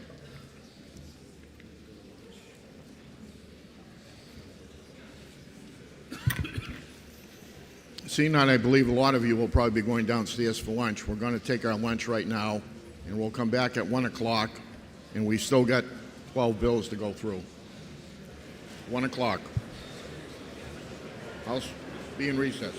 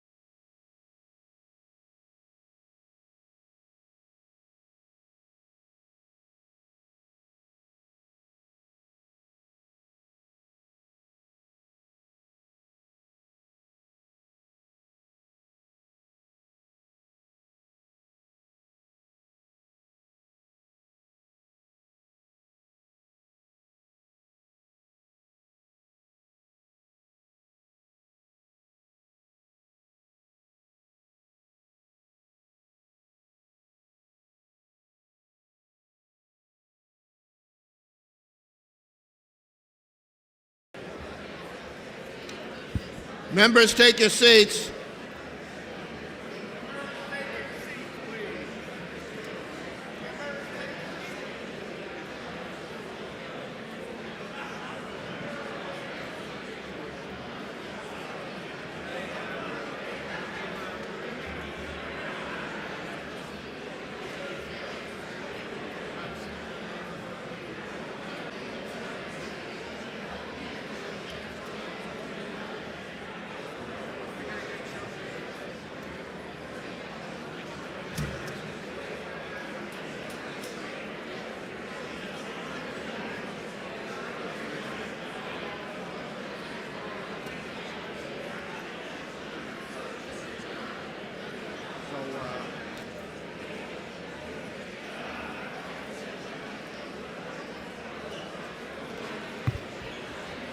Members, take your seats.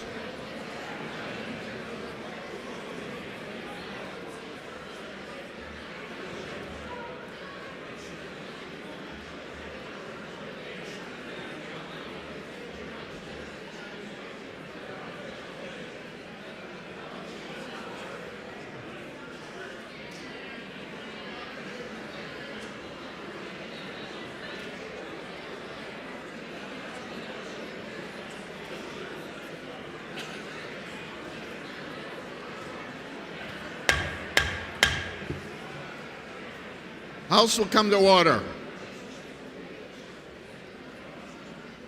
Chair recognizes the clerk.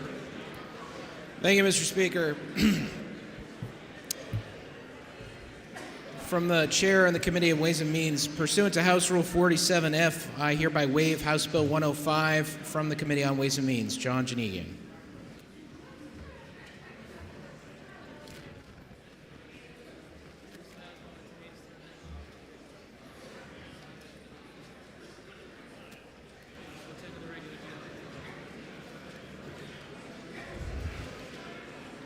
Committee on Judiciary, to which was referred House Bill 164 FN, an act relative to local records retention. Having considered the same, report the same with a recommendation the bill ought to pass.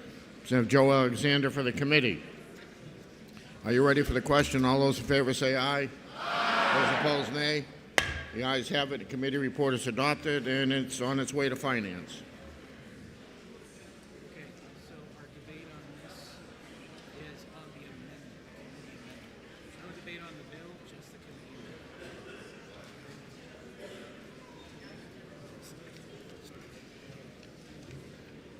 Majority of the Committee on Municipal and County Government, to which was referred House Bill 78, an act requiring a person to have a domicile in the district from which they serve as county commissioner.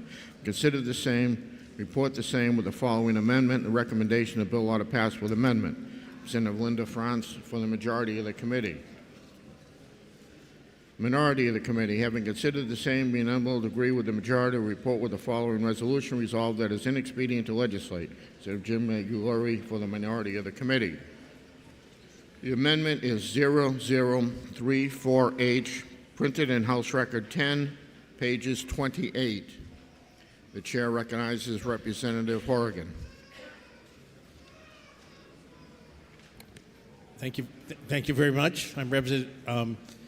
I'm speaking against the amendment. I have no issue with the underlying bill. The original version is introduced. I think it's good, but so that's we have to overturn the amendment to get to the underlying bill. So up until 2022, Stratford County elected its 3 county commissioners from a single at-large district, and they, or perhaps I should say we, because I live in Stratford County, so we'd been doing so for many, many years. What I've heard it was since 1865.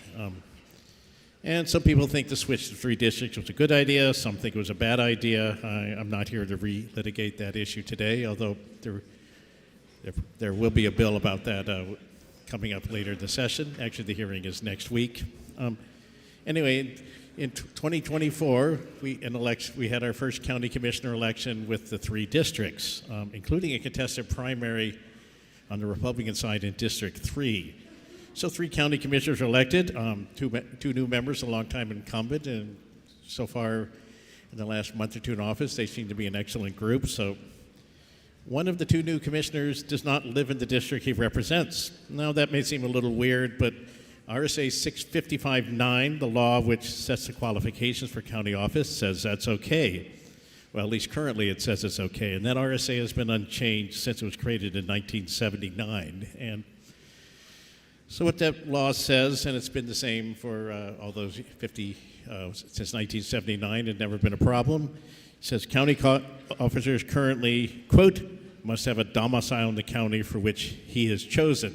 Obviously, at some point, we want to update he to he or she, but unquote. And additionally, in a list of 9 counties, I counted them, there are 9, which are not in any really discernible order. You must have a domicile in your district. So, that's pretty simple. I could probably think of ways to make it simpler, but that's like simple and straightforward, and it works. Anyway, for whatever reason, to get back to last year, the previous election, the enabling legislation passed in 2023, which created the 3 districts which were voted on in 2024, did not change RSA 655-9. And the member will suspend. Yeah. The member has a right to be heard, and it's getting awful noisy. Okay. Well, thank you. Member may continue. I've dealt with worse noise, but anyway, so in 2023, for whatever reason, when we created the 3 county commissioner districts and made the other changes, for some reason they skipped over RSA 655-9. And so as a result, in Stratford County, we now have districts, but you don't have to live in your district. And as I said, that seems weird, but in voter District 3, not the district I live in District 2, but in District 3, the voters chose a person who lives in District 2. And so they seem to be happy with their choice. I think they made a good choice. Anyway, I thought that omission was deliberate, but turned out shortly after the filing period in June 2024 that it, in fact, had been a mistake. And there was a bit of a ruckus at the Ballot Law Commission, but the law clearly said, that Stratford County was not on that list of counties. That if you counted all the counties, there were only 9, and Stratford County was the 10th county. So that's a little embarrassing, although, worked okay. People at District 3 have a competent county commissioner representing them. So anyway, the bill is introduced, would have taken a rather logical and simple approach, probably about the simplest approach possible, by simply adding "and Stratford" at the end of that list of counties. And so that list now includes all 10 counties. I counted again. Yes, there are 10 counties. No counties are repeated. It's all 10 counties. It left the domicile requirement in place, and this seemed like a very simple solution. The amendment changes rather simple domicile in RSA 659 with some very wordy language, which I think would have all sorts of unintended consequences. So that's why, and you can see what the language is for yourself. It's in the calendar, actually in 2 places on the committee report, and also on the amendment, which, if I recall correctly, is on page 28.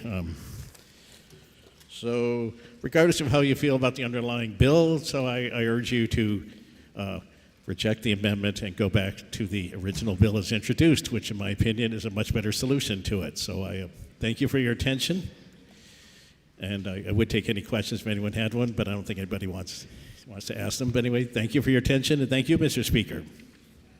Chair recognizes Representative Power.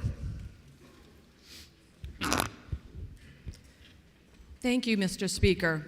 I rise in support of Amendment 0034H to House Bill 75. This simple and straightforward amendment does 3 things.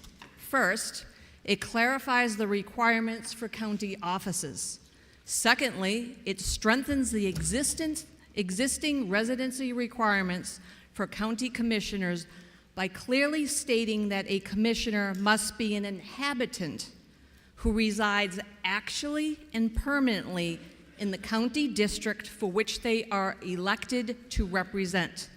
Lastly, the amendment further makes it clear that an elected county official shall cease to hold office if they move out of the county or district they represent.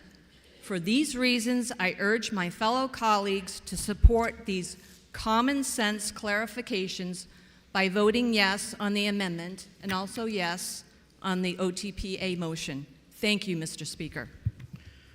A division has been requested. This will be a division vote. Members, take your seats.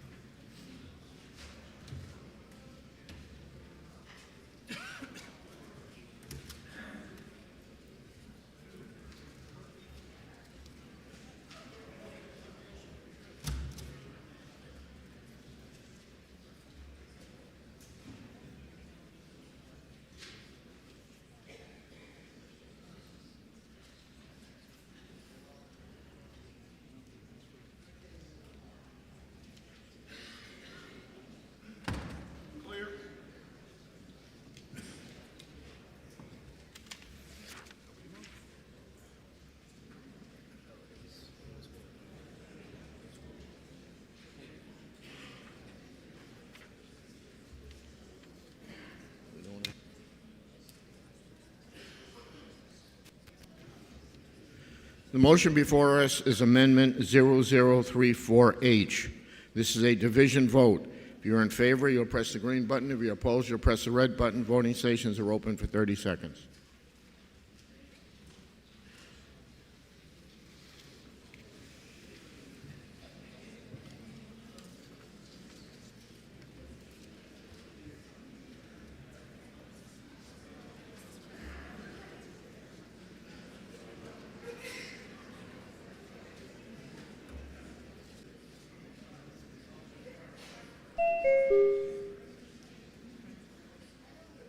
Representative Seibert.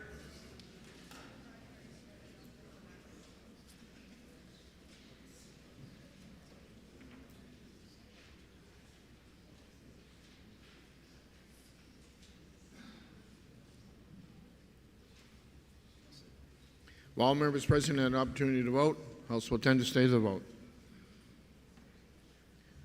325 voting yea, 30 voting nay. The amendment is adopted. Motion before us now is Majority Committee report of ought to pass as amended on House Bill 78. Are you ready for the question? All those in favor say aye. Aye. Opposed, nay. The ayes have it, and the committee report is adopted.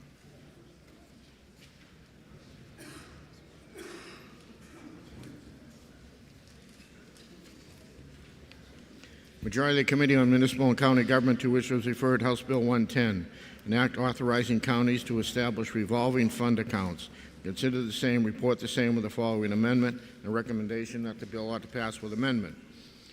Representative John McDonald from the majority of the committee. Minority of the committee, having considered the same, being unable to agree with the majority, report with the following resolution resolved that it is inexpedient to legislate. Representative Stephanie Grun for the minority of the committee.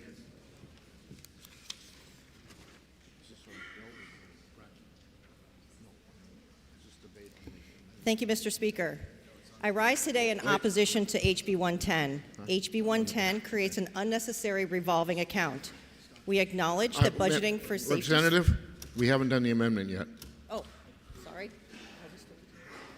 The amendment is 0057H, printed in House Record 10, pages 29 through 30. The vote, are you ready for the question on the amendment? All those in favor say aye. Aye. Those opposed, nay. The ayes have it, and the amendment is adopted. Now I recognize Representative Brown. Thank you, Mr. Speaker. Appreciate that. So HB 110 creates an unnecessary revolving account. We acknowledge that budgeting safety services is difficult to predict. We heard testimony from a sheriff that they attempt to budget for additional traffic detail by including larger expense projections. The concern is that this raises taxes is inaccurate because revenue from details offsets expenses, resulting in a net zero impact on the budget. If the department is not making money on work detail, they should reassess the rates charged. Establishing a revolving fund requires seed money.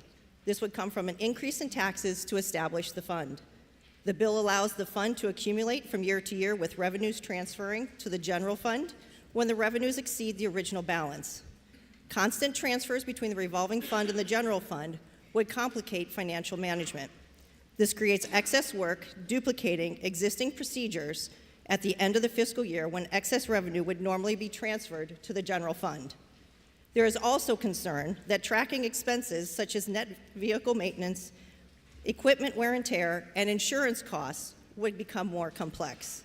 If these costs remain in the general fund, but revenues are diverted, it inflates the budget without a clear offsetting revenue source. Revenue should not be realized at the time of year-end audit. What are the alternatives? If a department experiences a busier than expected year, they can request an increase from the delegation rather than relying on the revolving fund. The delegation could also pass a resolution allowing the sheriff to exceed the line item by a set amount as long as the revenue covers additional expenses. As budget transfers and resolutions would be reconciled each year, there is already an existing approach to solve the problem that does not add costs to the taxpayers. In conclusion, HB 110 is unnecessary and would create additional challenges for county staff by increasing administrative burdens without providing a real solution. Existing budget processes already allow counties to manage sheriff's department detail work effectively without requiring a separate revolving fund. And Mr. Speaker, I ask for a division vote.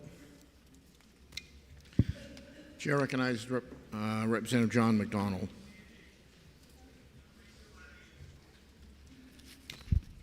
Thank you, Mr. Speaker. HB 110 as amended is a very simple, common-sense enabling bill for our county government. It would allow by a vote of the county delegation to establish a county public safety revolving fund to support the payment of county employees within our sheriff's office. The revolving fund would be used to pay work outside of the ordinary daily duties of the deputies. It would be used for employee payment for special events, construction details, and other public safety purposes deemed appropriate by the sheriff. The amount of the fund to start the public safety revolving fund would be determined by the delegation. Any revenue received from the extra activities or services supported by the fund would be used to replenish the fund. In the event the revolving fund exceeds the original funding used to establish the fund, the excess money will be deposited into the county general fund.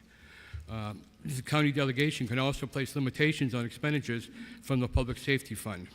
No money from the fund may be used for anything the delegation has specifically rejected, and also the county treasurer will be the custodian of the fund. The folks that will make the decision to take money into the fund will be the county commissioners. In conclusion, the majority believes that the public safety revolving fund will be as successful as the established municipal revolving funds that we have in our communities. Thank you. The motion before us, Majority Committee report of what to pass as amended.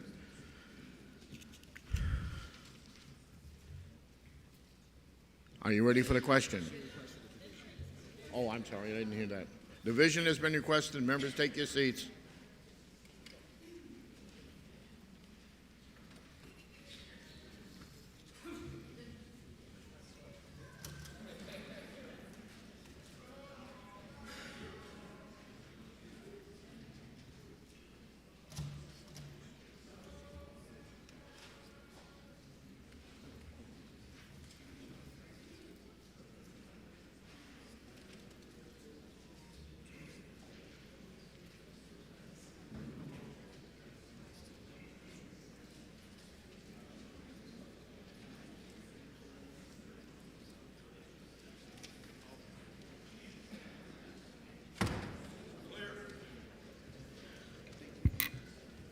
The motion before us, the Majority Committee report of order passes amended on House Bill 110. Chair recognizes Representative Girard for a parliamentary inquiry.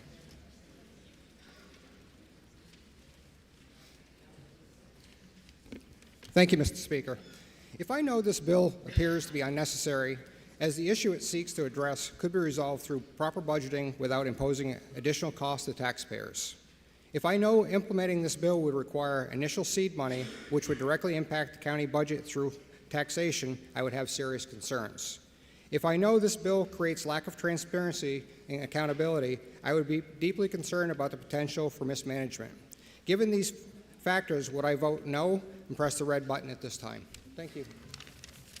Chair recognizes Representative John McDonnell for a parliamentary inquiry. Thank you, Mr. Speaker. Mr. Speaker, if I know that public safety revolving funds are extremely successful in many New Hampshire communities and municipalities. Further, Mr. Speaker, if I know The public safety revolving funds will save taxpayers money.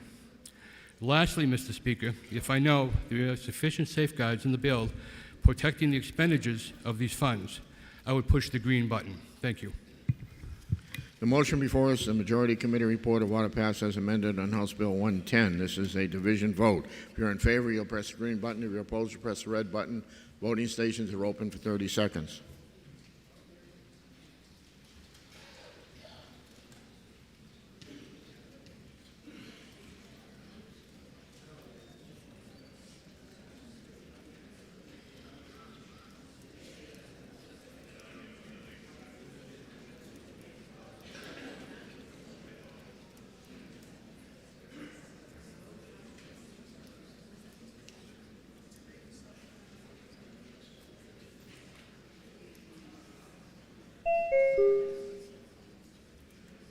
Representative Harriet Gathright.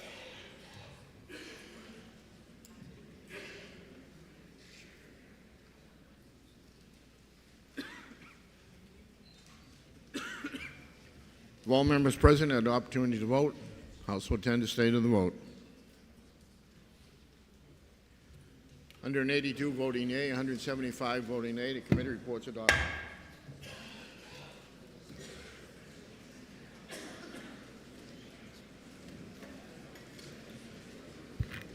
Majority of the Committee on Science, Technology, and Energy, to which was referred House Bill 95FN, an act requiring the New Hampshire Electric Co-op regularly file a certificate of deregulation with the Public Utilities Commission. Having considered the same, report the same with the following resolution.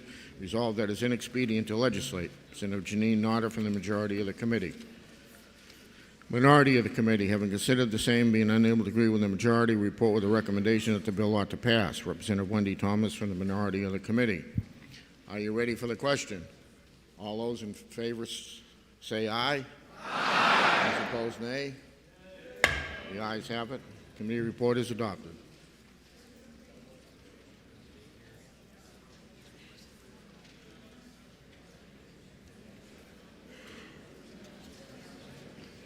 Majority of the Committee on Science, Technology, and Energy, to which was referred House Bill 106, the act establishing a commission to determine the monetary costs of climate change damage to the state of New Hampshire and the best means of recouping such costs. Having considered the same, report the same with the following resolution. Resolved that it is inexpedient to legislate. Representative Doug Thomas from the majority of the committee.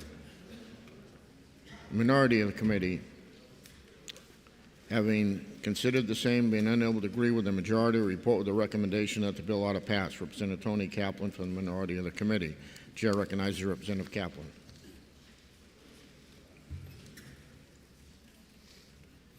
Thank you, Mr. Speaker, and hello, colleagues. HB 106 is a very simple bill. There's been some misunderstandings about it. There's been the claim that it intends to target a particular class of business, which it does not. That's not how commissions work. HB 106 intends to set up a bipartisan commission made up of legislators, representatives of business and industry, department heads, etc., to study two things: the financial cost of impending climate damage on the state of New Hampshire, and number two, the best way to pay for the adaptation work that we need in order to minimize the risk of our communities to climate damage. So this bill is premised on the warnings we've been receiving from the science community for decades now on the risk of burning fossil fuels to our climate. The science is unequivocal, and the evidence points to these changes, which we can see with our own eyes. Increased coastal flooding on our seacoast, shorter winters impacting on our tourism industry, hotter summers with cyanobacteria blooms, with increased rain events washing out our roads, increased tick-borne and mosquito-borne illnesses. We all know these things are happening, and the science is quite clear. The more the atmosphere warms, the greater impact these changes will have. For instance, we know with great certainty, based on the science, that there will be an increase in extreme weather events in the coming decades. We also know for certain that our infrastructure is not in shape to handle those stresses. For instance, in our committee, we heard from the Department of Environmental Service Dam Bureau that our aging dam infrastructure needs $900 million in order to get into shape. That's almost $1 billion just for the dams. So this is not an irresponsible response to try to set up a committee to look at this issue. We know, for instance, that of the 9 planning authorities around the state, several are looking at climate change and studying the ways to pay for the adaptation and resilience work which they have identified. We know the Department of Environmental Service is aware of this issue. What is needed is take a coordinated look at this issue, and that's what this commission can provide. So why is this not a good idea? Well, you can doubt the need for a study based on doubting the changes that are happening, and that has to do with some of the contrarian opinions that we heard in our committee hearing. And that, by the way, is the playbook that the fossil fuel industry has employed for the last several decades to forestall any action that might hurt their business model. Despite hearing from their own scientists as early as the 1970s that burning their product would impact the climate in dangerous ways, they went on to spread propaganda and bad science in order to cast doubt and ensure that nothing ever happened. So, for instance, in our committee, we had a man come in, claimed he was a toxicologist, stressed his professional expertise several times. But one thing he said really caught my ear, and that's when he said it would be futile, that was the word he used, it would be futile to try to quantify the impact of carbon dioxide in the atmosphere. Now, if there's one thing I know about science and scientists is that they will quantify the kneecap on a grasshopper for years and years if they think it's going to add to the body of knowledge. So that was a red flag right away. And as far as carbon dioxide in the atmosphere, well, that's something I learned about in school. It's called the greenhouse effect. It's what makes life possible on the planet. It's the fact that, yes, carbon dioxide is a very small, infinitesimally small part of the atmosphere, but it's one of the few gases that absorbs heat. So all you need is just a little bit, and it keeps the heat that wants to escape back to outer space. It keeps the heat inside the atmosphere. It's what makes life possible.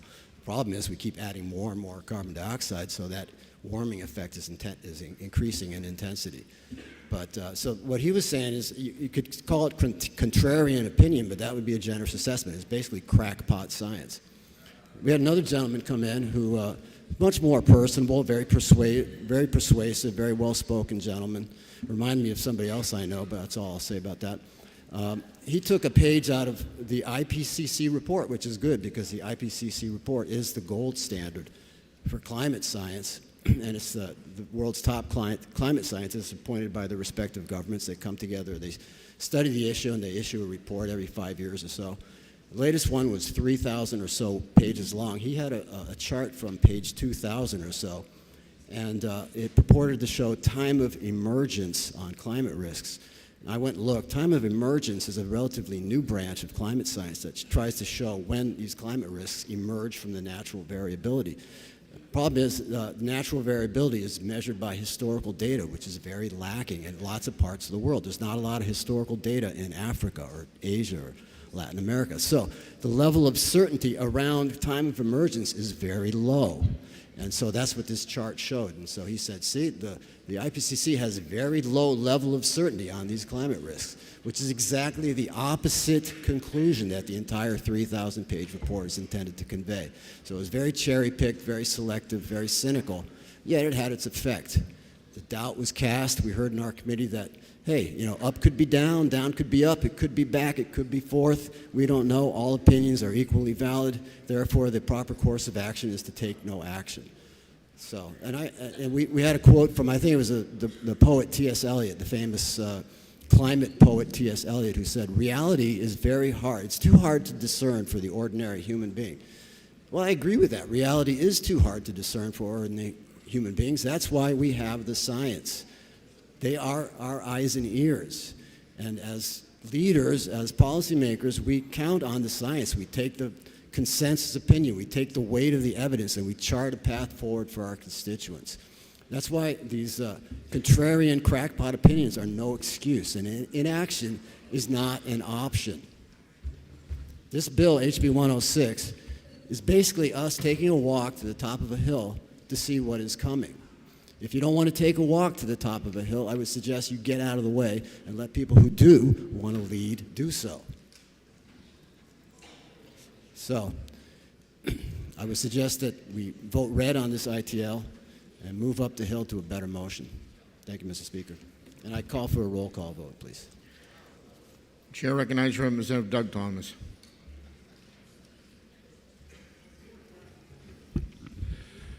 Thank you, Mr. Speaker. Mr. Speaker, this bill is based on a premise that is flawed and is under dispute. We did hear expert testimony as to various reasons why climate change is still up for debate. We should not be putting speculative premises into statute. The House will be in order. But the real problem with this bill, because of the premise, is a commission in statute actually blames one class of business, fossil fuel companies, for damages that have yet to occur, and a predicting of what they might occur in the future. And it says that these fossil fuel companies will be charged, not if or what, will be charged. Now, you can imagine the potential lawsuits involved with this bill. Company A says, it wasn't my fossil fuel fumes that caused this crop damage, it was Company C over here. The Company C might say, oh no, it wasn't mine didn't get over there, it must have been coming over from Canada, or maybe over from New York. This opens up a lot of bad litigation on this. And I'm going to end this by just saying this. Because this bill, if you read it, actually says that fossil fuel companies are to blame and will pay, this bill just about puts into question a constitutional issue of guilty without due process. So I would rather not go down that route. I think this is a dangerous bill the way it's written. Please vote green, ITL. Representative Kaplan has requested a roll call. Is that sufficiently seconded? It is sufficiently seconded. This will be a roll call vote. Members, take your seats.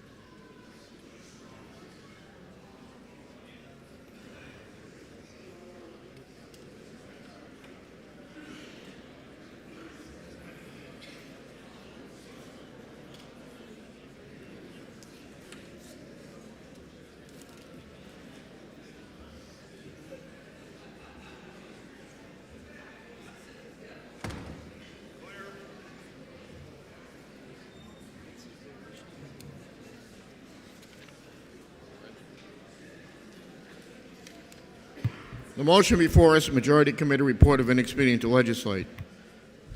This is a roll call vote. Chair recognizes Representative Kaplan for a parliamentary inquiry. Thank you, Mr. Speaker.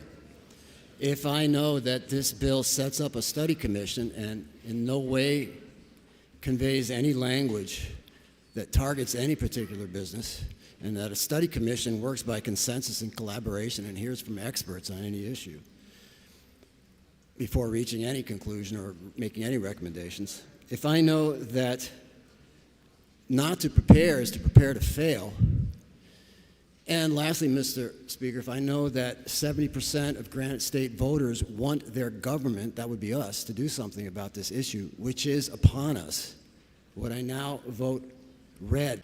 Mr. Speaker, if I know that suing big oil is very expensive, costing millions of taxpayer dollars, and that previous attempts have been unsuccessful, and if I further know that the position of the current administration is drill, baby, drill, then would I now press the big green button to let the federal government and other states with deeper pockets lead the way? Thank you.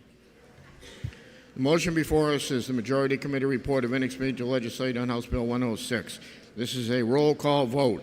If you're in favor, you'll press the green button. If you're opposed, you'll press the red button. Voting stations are open for 30 seconds.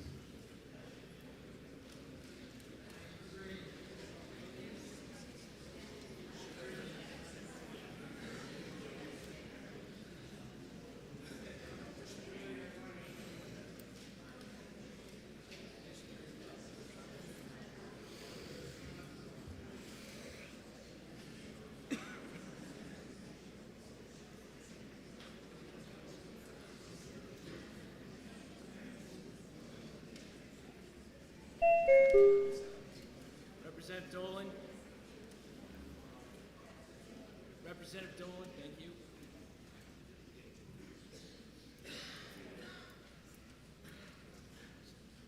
If all members present have an opportunity to vote, House will tend to stay to the vote. 207 voting yea, 149 voting nay. Committee report is adopted.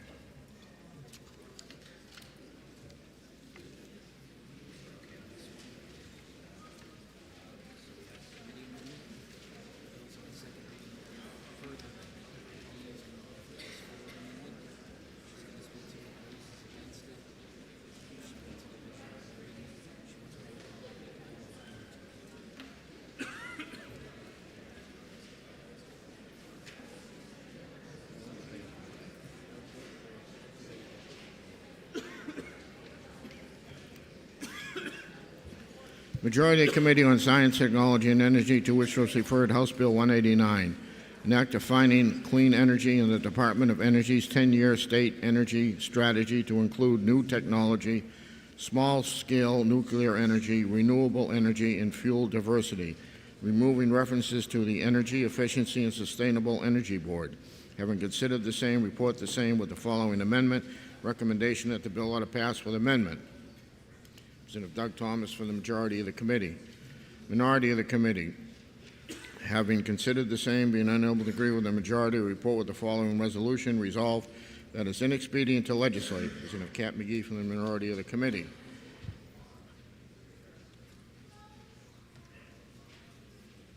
The first committee amendment is 0105H, printed in House Record 10, pages 31.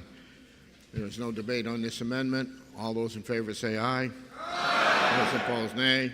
The ayes have it. Representative McGee, bills on second reading, open to further amendment. Representative McGee offers floor amendment 0246H and is recognized to speak. Everybody following? Good afternoon. Thank you, Mr. Speaker. Okay, let me try and explain this one to you. HB 189 is essentially a housekeeping bill, except for the changes adopted by the amendment that we just voted on. The amendment inserts a definition of the words clean energy into the statutory construction that redefines a well-defined term to include low emissions sources. The bill started with a desire to include nuclear power in the state energy statutes and under the clean energy definition that would be put into the statutory language. No one on the Science, Technology, and Energy Committee argued that nuclear power doesn't qualify as a clean energy source. When nuclear plants run, they do not emit pollutants or greenhouse gases. And that is the accepted definition of clean energy. But once we agreed that we should define the term in the broadest possible sense rather than identifying individual energy sources in the definition, we went off to lunch and it devolved into reinventing the wheel. People started wordsmithing. So the definition that we have now, as I said, includes low emitting sources. We have a choice this morning as to how we want to approach the state's definition of clean energy. You can accept the amendment before you, which redefines the meaning of clean energy to include sources that emit pollutants and greenhouse gases when they operate. Or you can review the single sentence floor amendment in your seat pockets. That's 0246H, which is listed up here, which uses the American Association for the Advancement of Sciences definition of clean energy. The accepted meaning is clean energy is an energy source that does not release pollutants or greenhouse gases during use. It's clear, it's simple, and it's widely accepted. I ask for your no vote on the original, well, it's too late. That ought to pass on the committee amendment already went through. I ask that you pass this amendment so that we can send an accurate definition across the wall rather than having them try to repair our inaccurate definition. And I ask that we have a roll call vote on that. We should be able to send them a very simple bill. Thank you. Representative Vos is recognized to speak against the floor amendment. Colleagues, I urge you to vote against this floor amendment for two reasons. Number one, the original bill explicitly added nuclear to the definition of clean energy. This amendment makes no mention of nuclear. It doesn't exclude nuclear, but we think it's important to explicitly include nuclear in the definition of clean energy. The other reason to oppose this amendment is in the committee amendment, we very consciously and purposefully chose the term low emitting as opposed to non-emitting because we didn't want to exclude certain kinds of renewable energy. For example, windmills. Large windmills, wind turbines, frequently use a diesel motor to start them because the blades are so heavy that the wind can't start them on its own. So you have to have a diesel motor to start those turbines. In addition, those turbines, if they're in a cold weather environment, like New Hampshire, they need a source of heat. So the diesel motor in the wind turbine can provide that source of heat. But it is an emitting technology. But it's a low emitting technology. And the windmill was mostly a renewable, non-emitting technology. In addition to that, some effort is being made to create hydrogen as a form of energy. It's not really, but that's a subject for another day. But the techniques used to create hydrogen are frequently either using natural gas or using renewables like solar to create hydrogen. Well, if you use natural gas, that's an emitting source.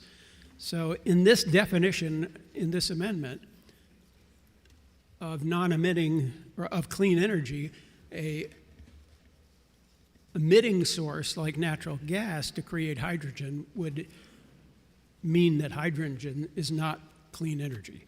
So for those reasons, we think this amendment is not a good one, and we would urge you to vote red on the adoption of this amendment.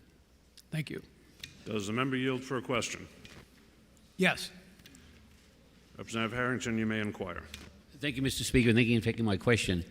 Representative, would you agree that this amendment as written would specifically exclude nuclear power because in order to operate, a nuclear power plant must run its diesel generators every 30 days as a condition for continued operation? Those are polluting. They pollute, obviously. They would be considered low polluting because they don't run that often. But under this amendment, no nuclear power plant in New Hampshire or basically any place else would qualify as clean energy.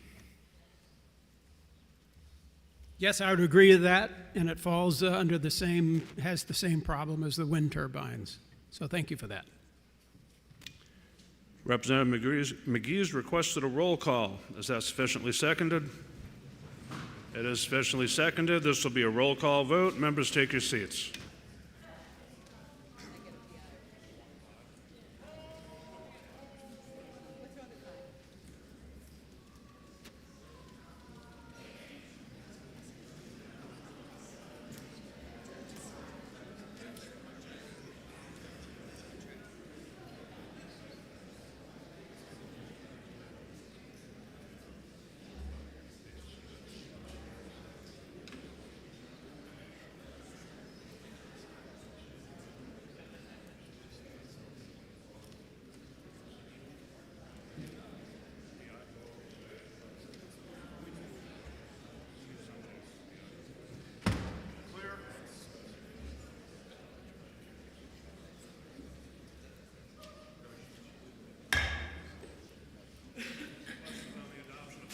The question's on the adoption of Floor Amendment 0246H, and this is a roll call vote. Representative McGee is recognized for parliamentary inquiry. Thank you, Mr. Speaker.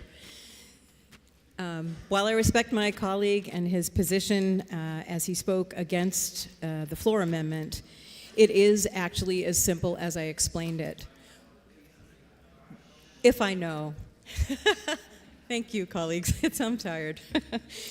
If I know that, that the definition is the only piece of this bill that is in question, and if the accepted definition, if I know that the accepted definition from the American Association for the Advancement of Sciences has defined clean energy as energy sources that do not release pollutants and greenhouse gases during use, and that is what is used in the amendment, then would I now press the green button to pass the amendment so that we can send a clean definition of clean energy over to the other side of the wall?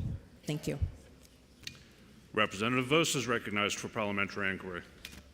Thank you, Mr. Speaker. Mr. Speaker, if I know that this amendment would exclude nuclear energy from the definition of clean energy, which is the exact opposite of what this bill was intended to do, would I now press the red button to defeat this floor amendment? Thank you.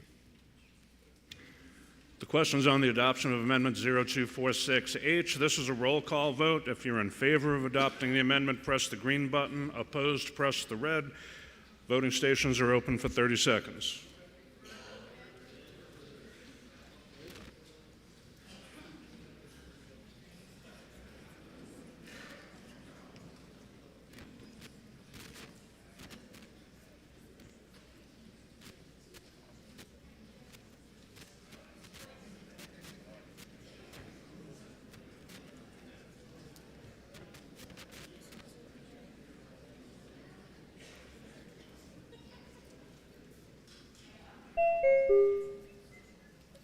Representative Wilson. Representative Wilson, up or down, please.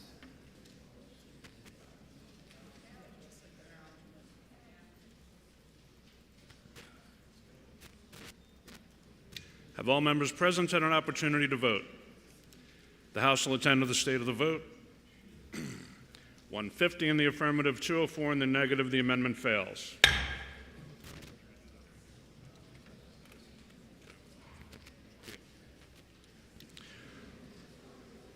The motion now is to pass as amended on House Bill 189.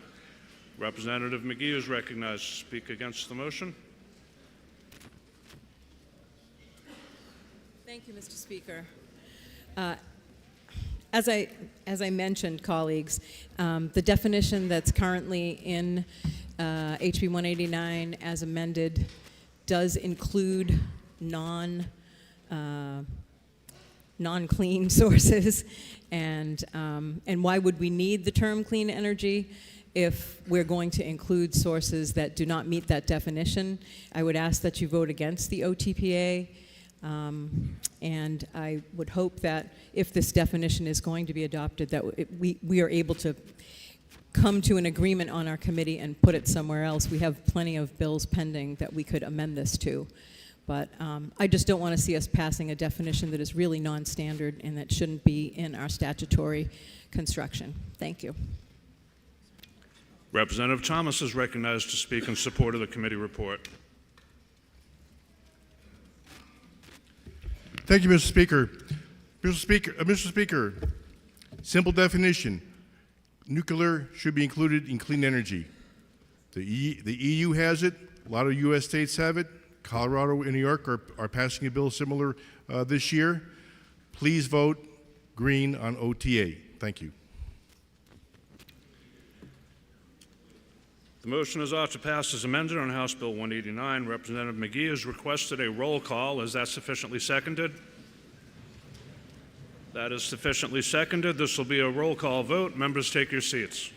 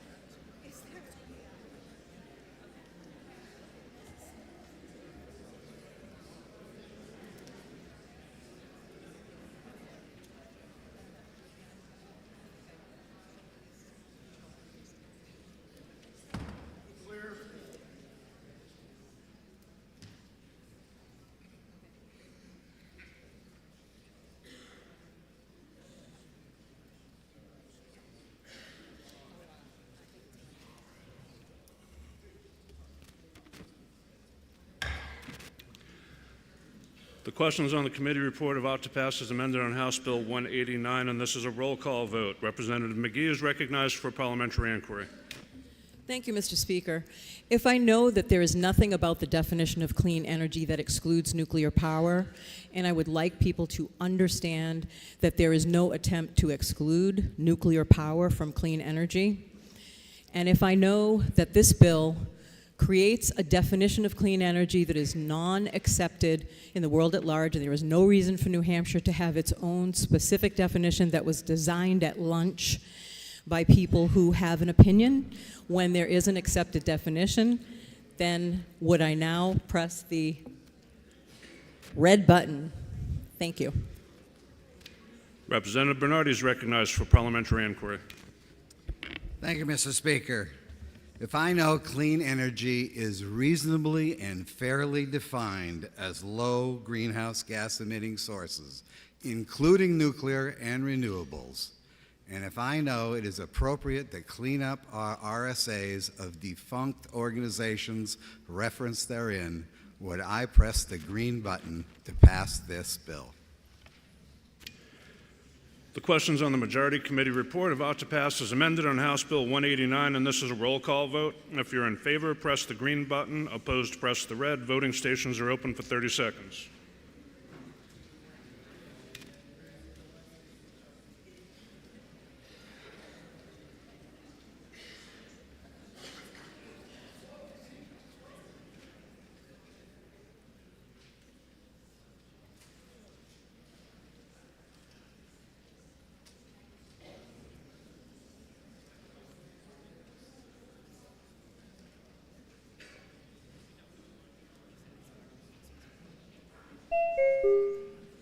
Representative Bernardi.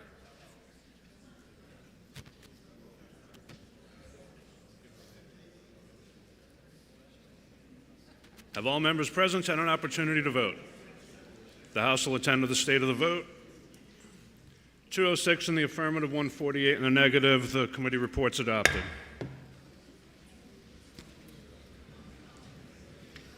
For what reason does the member rise? I rise to make a motion to allow the gentlemen to remove their jackets except when speaking at the well. Several are very hot.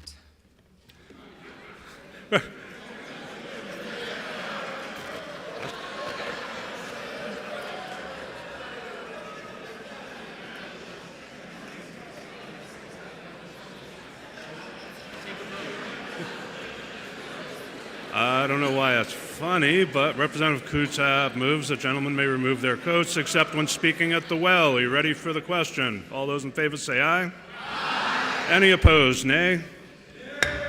The ayes have it, and the motion's adopted.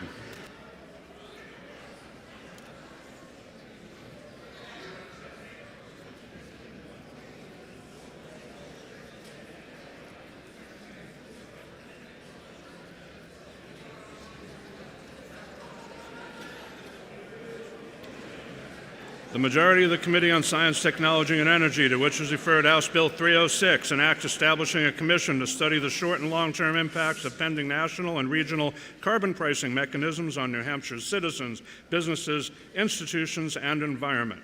Having considered the same, report the same with the following resolution: resolved that it is inexpedient to legislate. Representative Janine Notter for the majority of the committee. The minority of the committee, having considered the same and being unable to agree with the majority, report with the recommendation that the bill ought to pass. Representative Wendy Thomas for the minority of the committee.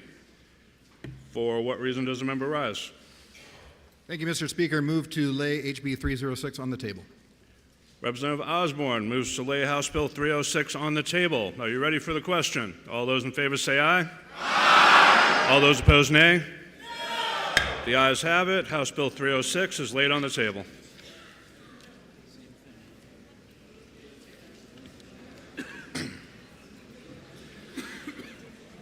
The majority of the Committee on Science, Technology, and Energy, to which is referred House Bill 526 FN, an act establishing a climate change and damage division in the Department of Environmental Services.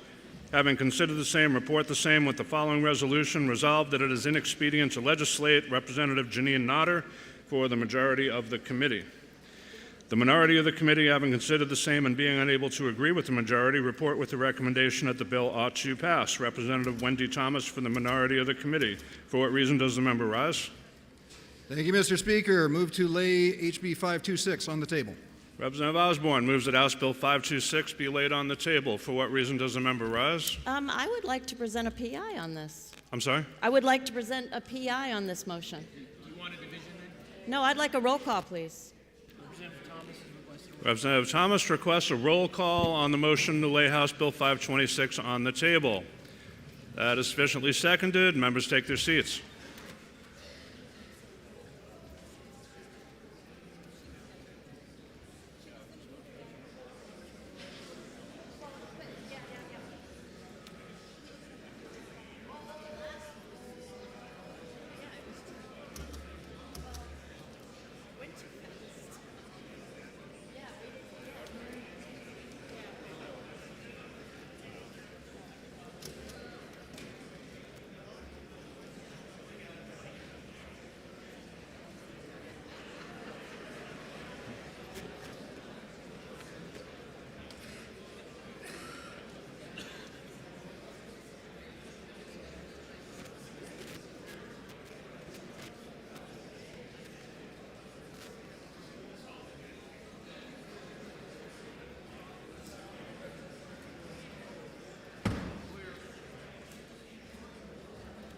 The question is whether to lay House Bill 526 on the table, and this is a roll call vote.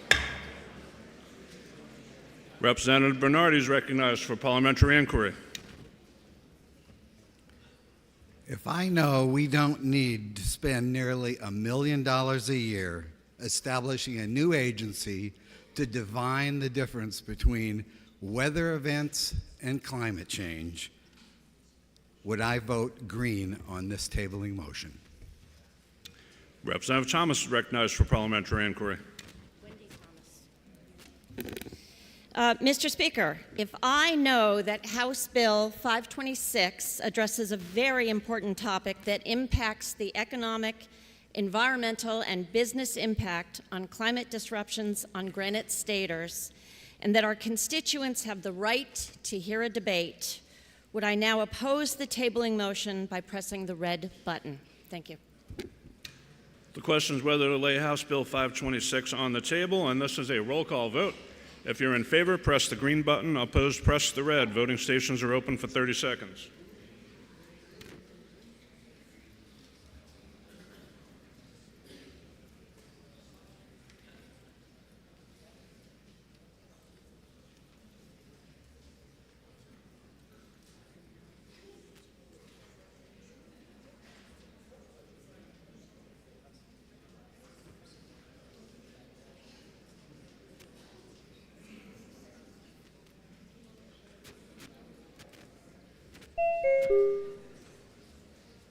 Have all members present had an opportunity to vote? The House will attend to the state of the vote.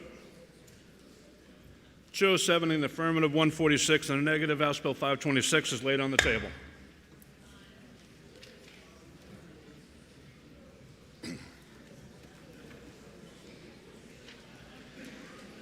The majority of the Committee on Transportation, to which was referred House Bill 133FN, an act modifying the new resident driver's license transfer requirements, specifying when the Division of Motor Vehicles shall send violation notices and appropriating funds to the Division for technological upgrades required for legal compliance.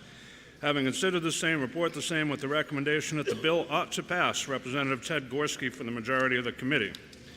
The minority of the committee, having considered the same and being unable to agree with the majority, report with the following resolution: resolved that it is inexpedient to legislate. Representative Seth Miller for the minority of the committee. Representative Miller is recognized to speak against the committee report. Thank you, Mr. Speaker. As a first-term representative, I had the good fortune to participate in our new legislator orientation just a couple weeks ago. And one of the sessions we had was about what makes a good bill. And we were given 3 guidelines to work from: that it is of value to the residents of New Hampshire, that it is coherently crafted with penalties and enforcement appropriately specified, and that it is fiscally responsible. This bill fails on all 3 of those metrics. The number of people who are residents in the state without changing their license is limited. Their presence does not present any hardships to the state, and their identity and qualifications to operate motor vehicles remains confirmed by their existing license. The Majority Committee report states that, quote, this bill requires new residents to transfer their out-of-state driver's licenses to a New Hampshire's driver's license, end quote. It does not do that. RSA 263, Chapter 35 does that. It is already the law and already has defined enforcement and penalties. Speaking of enforcement and penalties, this bill does not bring any to bear. At best, this bill simply creates a lot of paperwork. There are rumors that some enforcement details may follow in a second bill. If the sponsors want enforcement or penalties, that should be included as part of the initial conversation, not split out.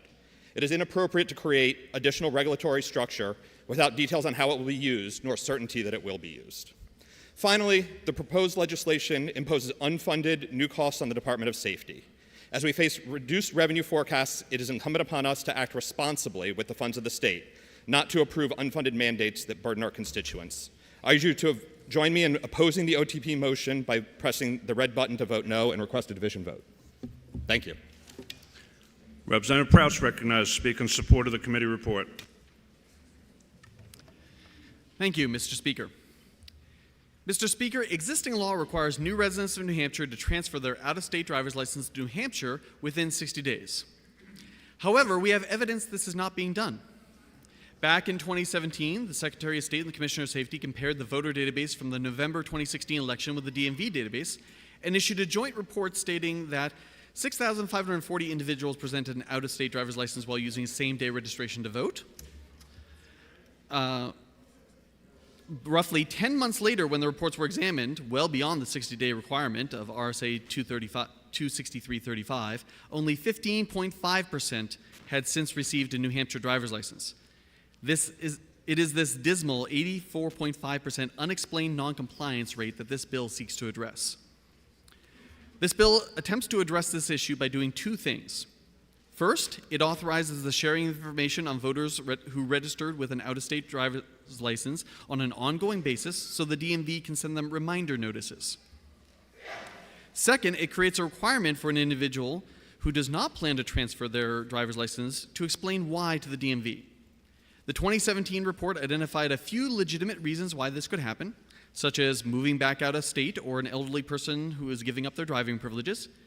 Tracking these situations will permit future reports to be more accurate.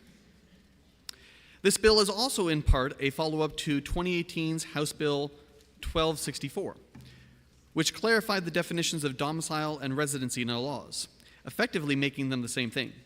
Prior to this, one could, in certain circumstances, be a qualified voter without being subject to RSA 263.35. This is no longer the case. That law has twice been before the New Hampshire Supreme Court, and both times the court has addressed the interaction between it and RSA 263.35's requirement to get an in-state driver's license within 60 days. And the court has indicated there are no constitutional issues. Thank you, Mr. Speaker, and I urge everyone to press the green button. The questions on the Majority Committee report. Does a member yield for a question? Member yields, you may inquire. Thank you, Mr. Speaker. Thanks for taking my question. What about members of the military? Thank you for the question. Military members vote at their home of record. This is also where they maintain their driver's license and all other aspects of primary residence. If a military member has New Hampshire as their home of record, they should have a New Hampshire's driver's license and vote here either in person or by absentee ballot, as needed. We have a special provision in RSA 263.5-B for members of the military, federal government employees, and their families to renew their New Hampshire license by mail if they're away on orders. If they're voting here, their driver's license should be issued in New Hampshire, period. The Army website has a good article explaining this, and I've provided that to the Transportation Committee to answer any questions on that, and I'm happy to provide it to anyone else who has a question as well. Thank you. Representative Miller's requested a division vote. This will be a division vote. Members, take your seats.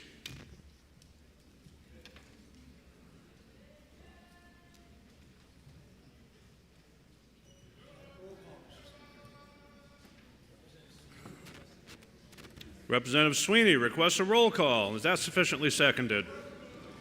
That is sufficiently seconded. Now it'll be a roll call vote. Members, continue taking your seats.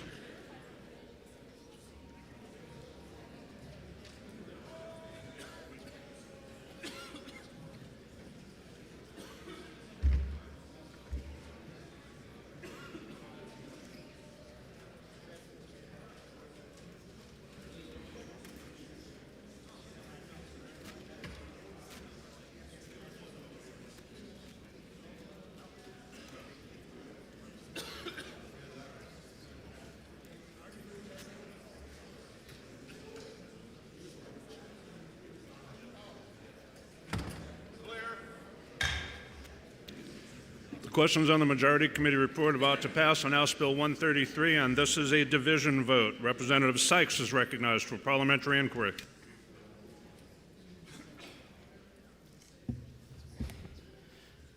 Thank you, Mr. Speaker. Sorry, it's a roll call vote. Continue. Again, thank you, Mr. Speaker. Colleagues, if I know that we shouldn't be in the business of creating laws to fix problems that are not clearly and authoritatively delineated to prove that there is, in fact, a real problem, and if I know that when we create laws like this that result in incredible expenditures, it wasn't laid out in the speech, but I'll lay it out a little bit more for you. This bill provides funding to put in a new position and also to upgrade technology to do some parts of the work that it would require. It is a lot of money. And if I finally know that this is in fact an unfunded mandate, would I then press the red button? Representative Gorski is recognized for parliamentary inquiry. Thank you, Mr. Speaker. Mr. Speaker, if I know that data from past elections shows that we have a dismal 15% compliance rate with our requirement for new residents to get an in-state driver's license, and if I know this topic has been addressed twice by the New Hampshire Supreme Court in recent years and found constitutional, and finally, Mr. Speaker, if I know that the Secretary of State testified in support of this bill at the public hearing, would I press that nice green button to pass the bill? The questions on the Majority Committee report of House Bill 133 about to pass. This is a roll call vote. If you're in favor, press the green button. If you're opposed, press the red. Voting stations are open for 30 seconds.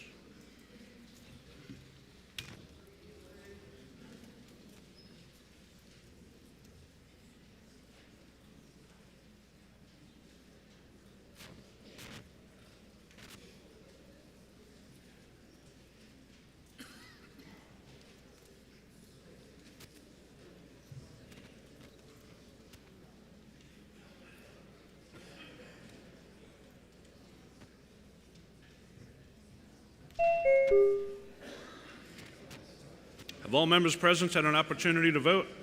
The House will attend to the state of the vote. 206 in the affirmative, 147 in the negative. The committee report's adopted.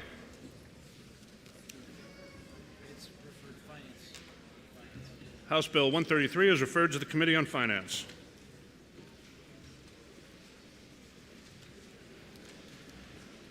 The Committee on Transportation, which was referred House Bill 140FN, an act establishing a voluntary blue envelope program for drivers with autism spectrum disorders. Having considered the same, report the same with the following amendment and the recommendation that the bill ought to pass with amendment. The amendment is 0129H, printed in House Record 10 on page 30. The question's on the adoption of the amendment. Are you ready for the question? All those in favor say aye. Aye. All those opposed, nay. The ayes have it, and the amendment's adopted. The question now is on the Majority Committee report of ought to pass as amended on House Bill 140. Are you ready for the question? All those in favor say aye. Aye. Any opposed, nay. The ayes have it, and the committee report's adopted. Oh, good timing.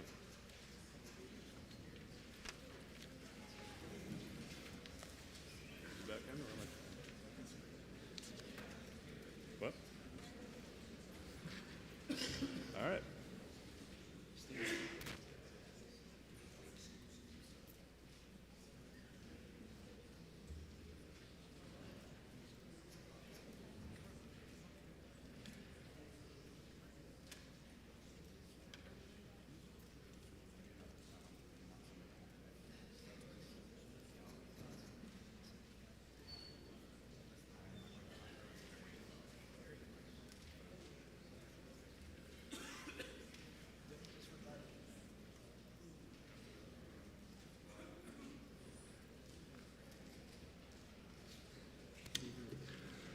The Committee on Transportation, which was referred to House Bill 259, an act relative to increasing the number of handicap license plates and placards the Department of Motor Vehicles may issue to individuals. Having considered the same, report the same with the recommendation that the bill ought to pass. Representative Matthew Pacharo for the committee. The questions on the majority committee report of ought to pass. Are you ready for the question? All those in favor say aye. Aye. Any opposed, nay? The ayes have it, and the committee report's adopted.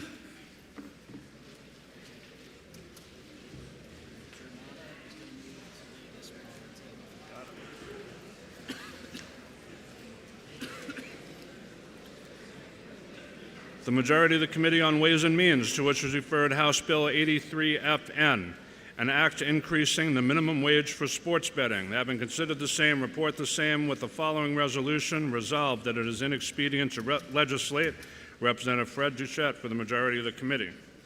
The minority of the committee, having considered the same and being unable to agree with the majority, report with the recommendation that the bill ought to pass. Representative Thomas Schomburg for the minority of the committee.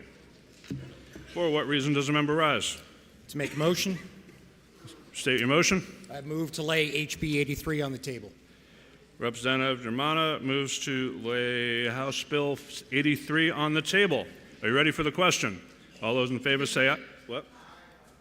You want a division? He said he wants a division. He said he wants a division. This will be a division vote. Members, take your seats.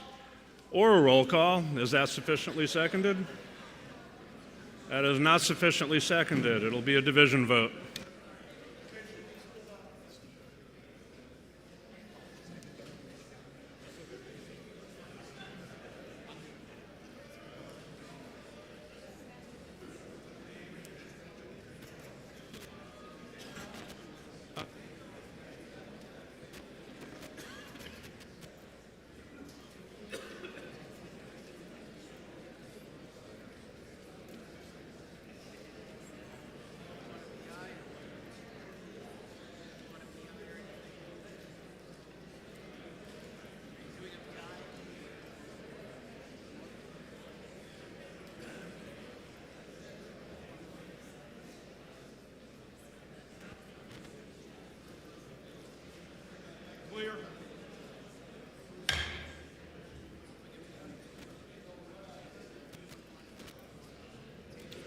All right.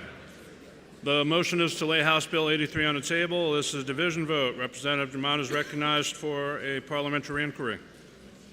Thank you, Mr. Speaker. If I agree with the majority report, which suggests that this topic is best suited for the Charitable Gaming Commission that we will be taking up next, and if I know that adopting the ITL motion would have tied our hands for the rest of this term, but tabling this bill would preserve our ability to address the minimum age for sports betting next year, if the Commission so recommends, would I now press the green button to table HB 83? Thank you. Representative Duchette recognized for parliamentary inquiry. Thank you, Mr. Speaker. Mr. Speaker, if I know we have the opportunity to kill a bad piece of legislation, would I vote red on the tabling motion? The question is whether to lay House Bill 83 on the table, and this is a roll call vote? No, a division vote. It's a division vote. If you're in favor, press the green button. Opposed, press the red. Voting stations are open for 30 seconds.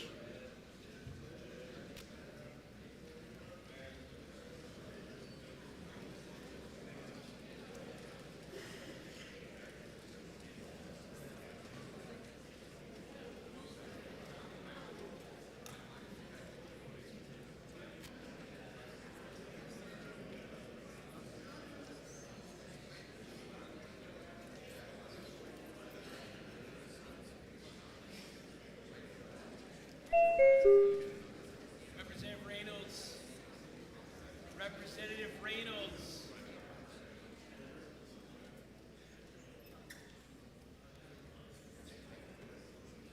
Representative Muirhead.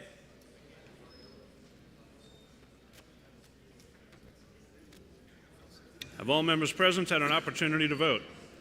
The House will attend to the state of the vote. 147 in the affirmative, 207 in the negative. The motion fails. Now back to the main motion of, for what reason does the member rise? Thank you, Mr. Speaker. Move to indefinitely postpone HB 83. Representative Osborne moves to indefinitely postpone House Bill 83. Are you ready for the question? And Representative Osborne has requested a roll call. Is that sufficiently seconded? It is. This will be a roll call vote. Members, take your seats again.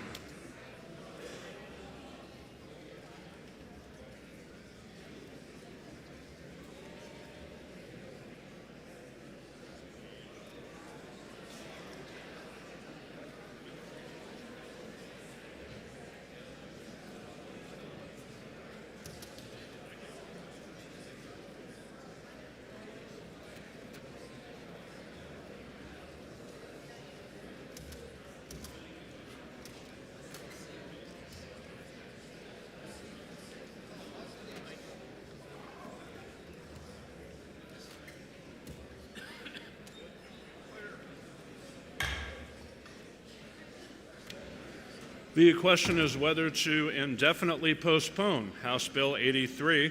This is a roll call vote. If you're in favor, press the green button. Opposed, press the red. Voting stations are open for 30 seconds.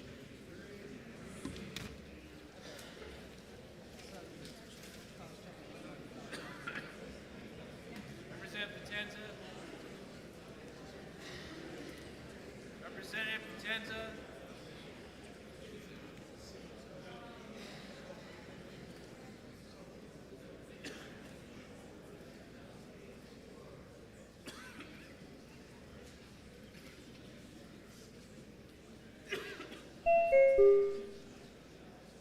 Representative Aldrich.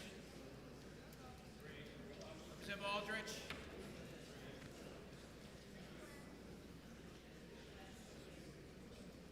Representative Markle. Up or down, please. Representative up or down.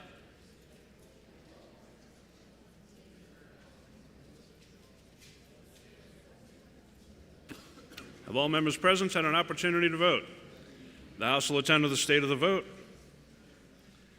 215 in the affirmative, 140 in the negative. House Bill 83 is indefinitely postponed.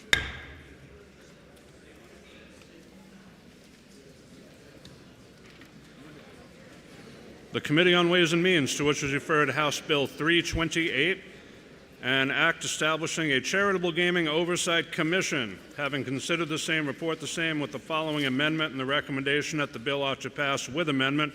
Representative Fred Duchette for the committee.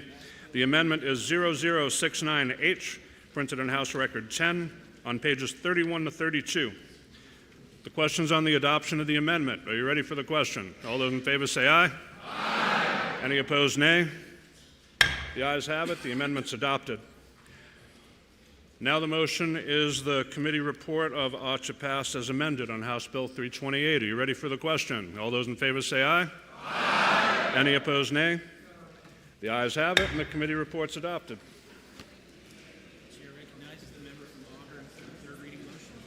The chair recognizes the member from Auburn, Representative Osborne, for the third reading motion. Thank you. Resolved that the House now adjourn from the early session, that the business of the late session be in order at the present time, that the reading of bills be by title only and resolutions by caption only, and that all bills ordered to third reading be read a third time by this resolution, and that all titles of bills be the same as adopted, and that they be passed at the present time, and when the House adjourns today, it be to meet Thursday, February 13th at 10 a.m. The question's on the adoption of the third reading motion. Are you ready for the question? All those in favor say aye. Aye. Any opposed, nay? The ayes have it, and the motion's adopted.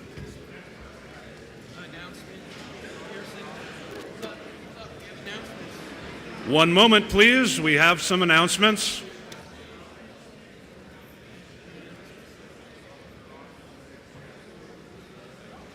Representative Stephen Pearson is recognized for an announcement. Thank you, Mr. Chair. The licensing subcommittee on ED&A is meeting 30 minutes from right now in 302 in the LOB.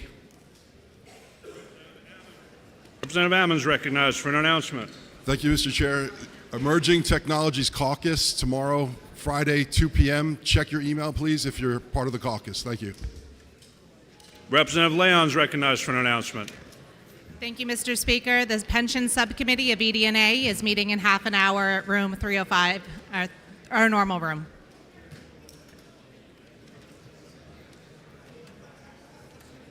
One more thing, so let's have quiet in the room if you are going to leave. Do it quietly, please. Representative Damon is recognized for unanimous consent.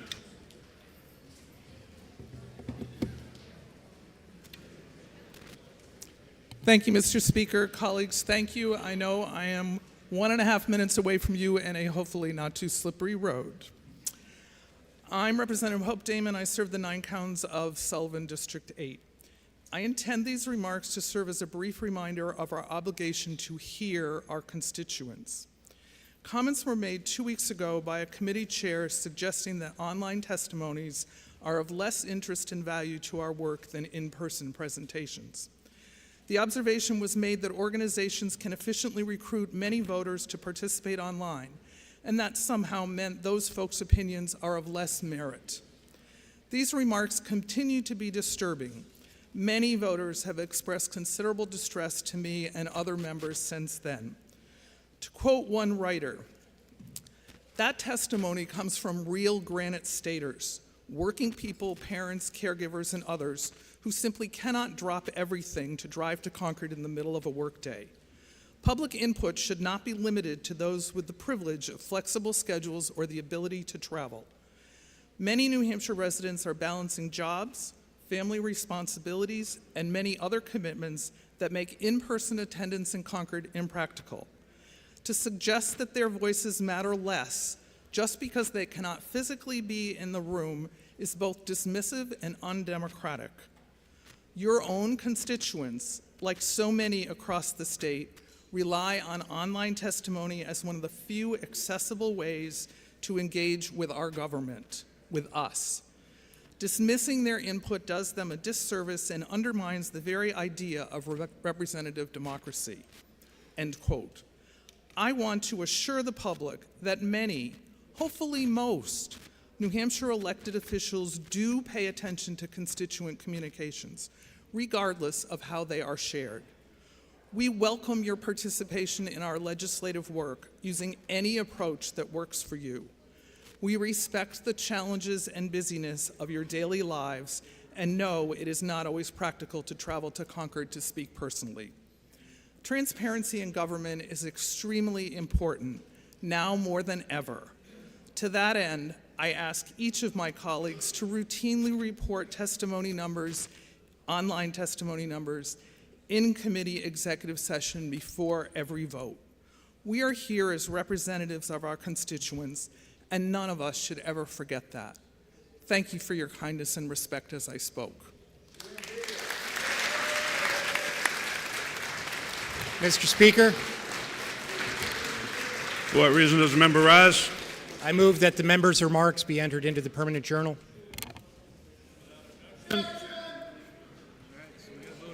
All right, members take your seats. There's going to be a vote on this.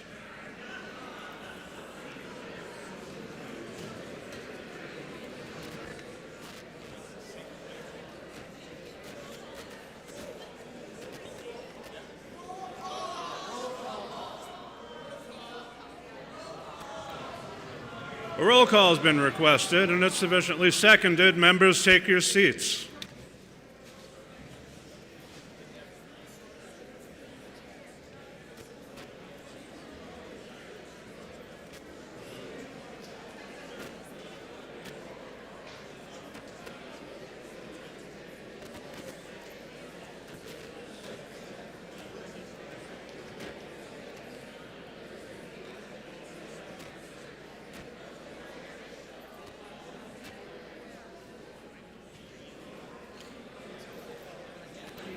Members, take your seats. This is a roll call vote. Let's go, people.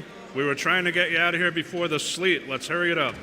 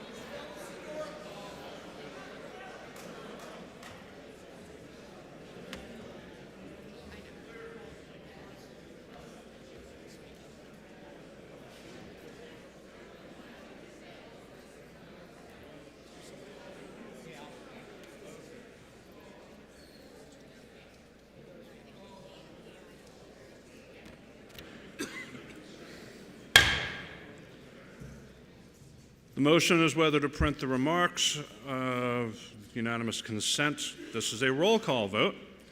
Representative Orrs is recognized for a parliamentary inquiry. Thank you, Mr. Speaker. Mr. Speaker, if I knew this was another Mr. Speaker, if I knew this was another attempt by those on the other side of the aisle to pad the numbers, which they don't have, and to continue to just prolong the agony, would I vote to oppose this? Thank you very much. We're going to vote red. Representative Vermont is recognized for a parliamentary inquiry. Thank you, Mr. Speaker. If I believe that the vast majority of my colleagues in this chamber agree with the previous remarks, and I know that every member in this body has the opportunity right now to tell your constituents if you don't, would I vote green to allow the remarks to go into the permanent journal? The House will be in order. This is a roll call vote on whether to print the remarks. If you're in favor, press the green button. Opposed, press the red. Voting stations are open for 30 seconds.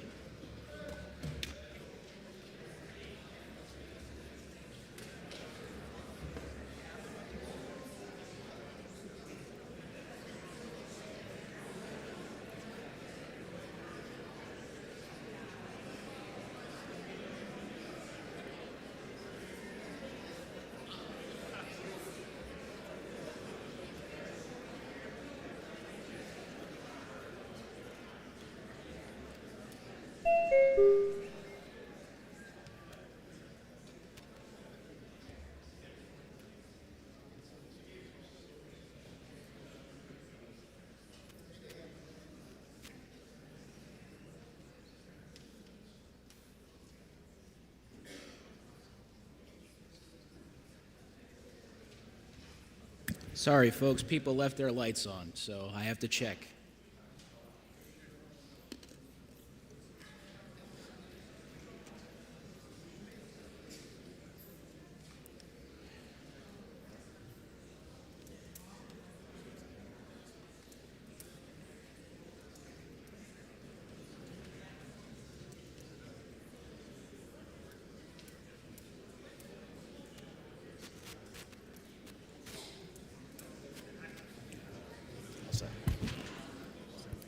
Have all members present had an opportunity to vote?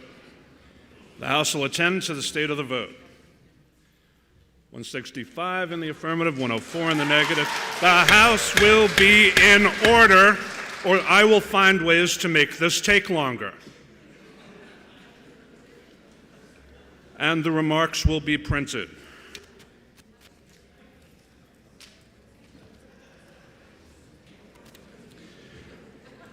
Representative Osborne moves that the House stand in recess for the purposes of the introduction of bills, vacate motions, enrolled bill amendments, enrolled bill reports, and receiving messages.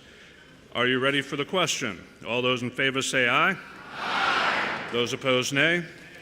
The ayes have it. The motion is adopted, and the House is in recess until Thursday, February 13th, 2025 at 10 a.m.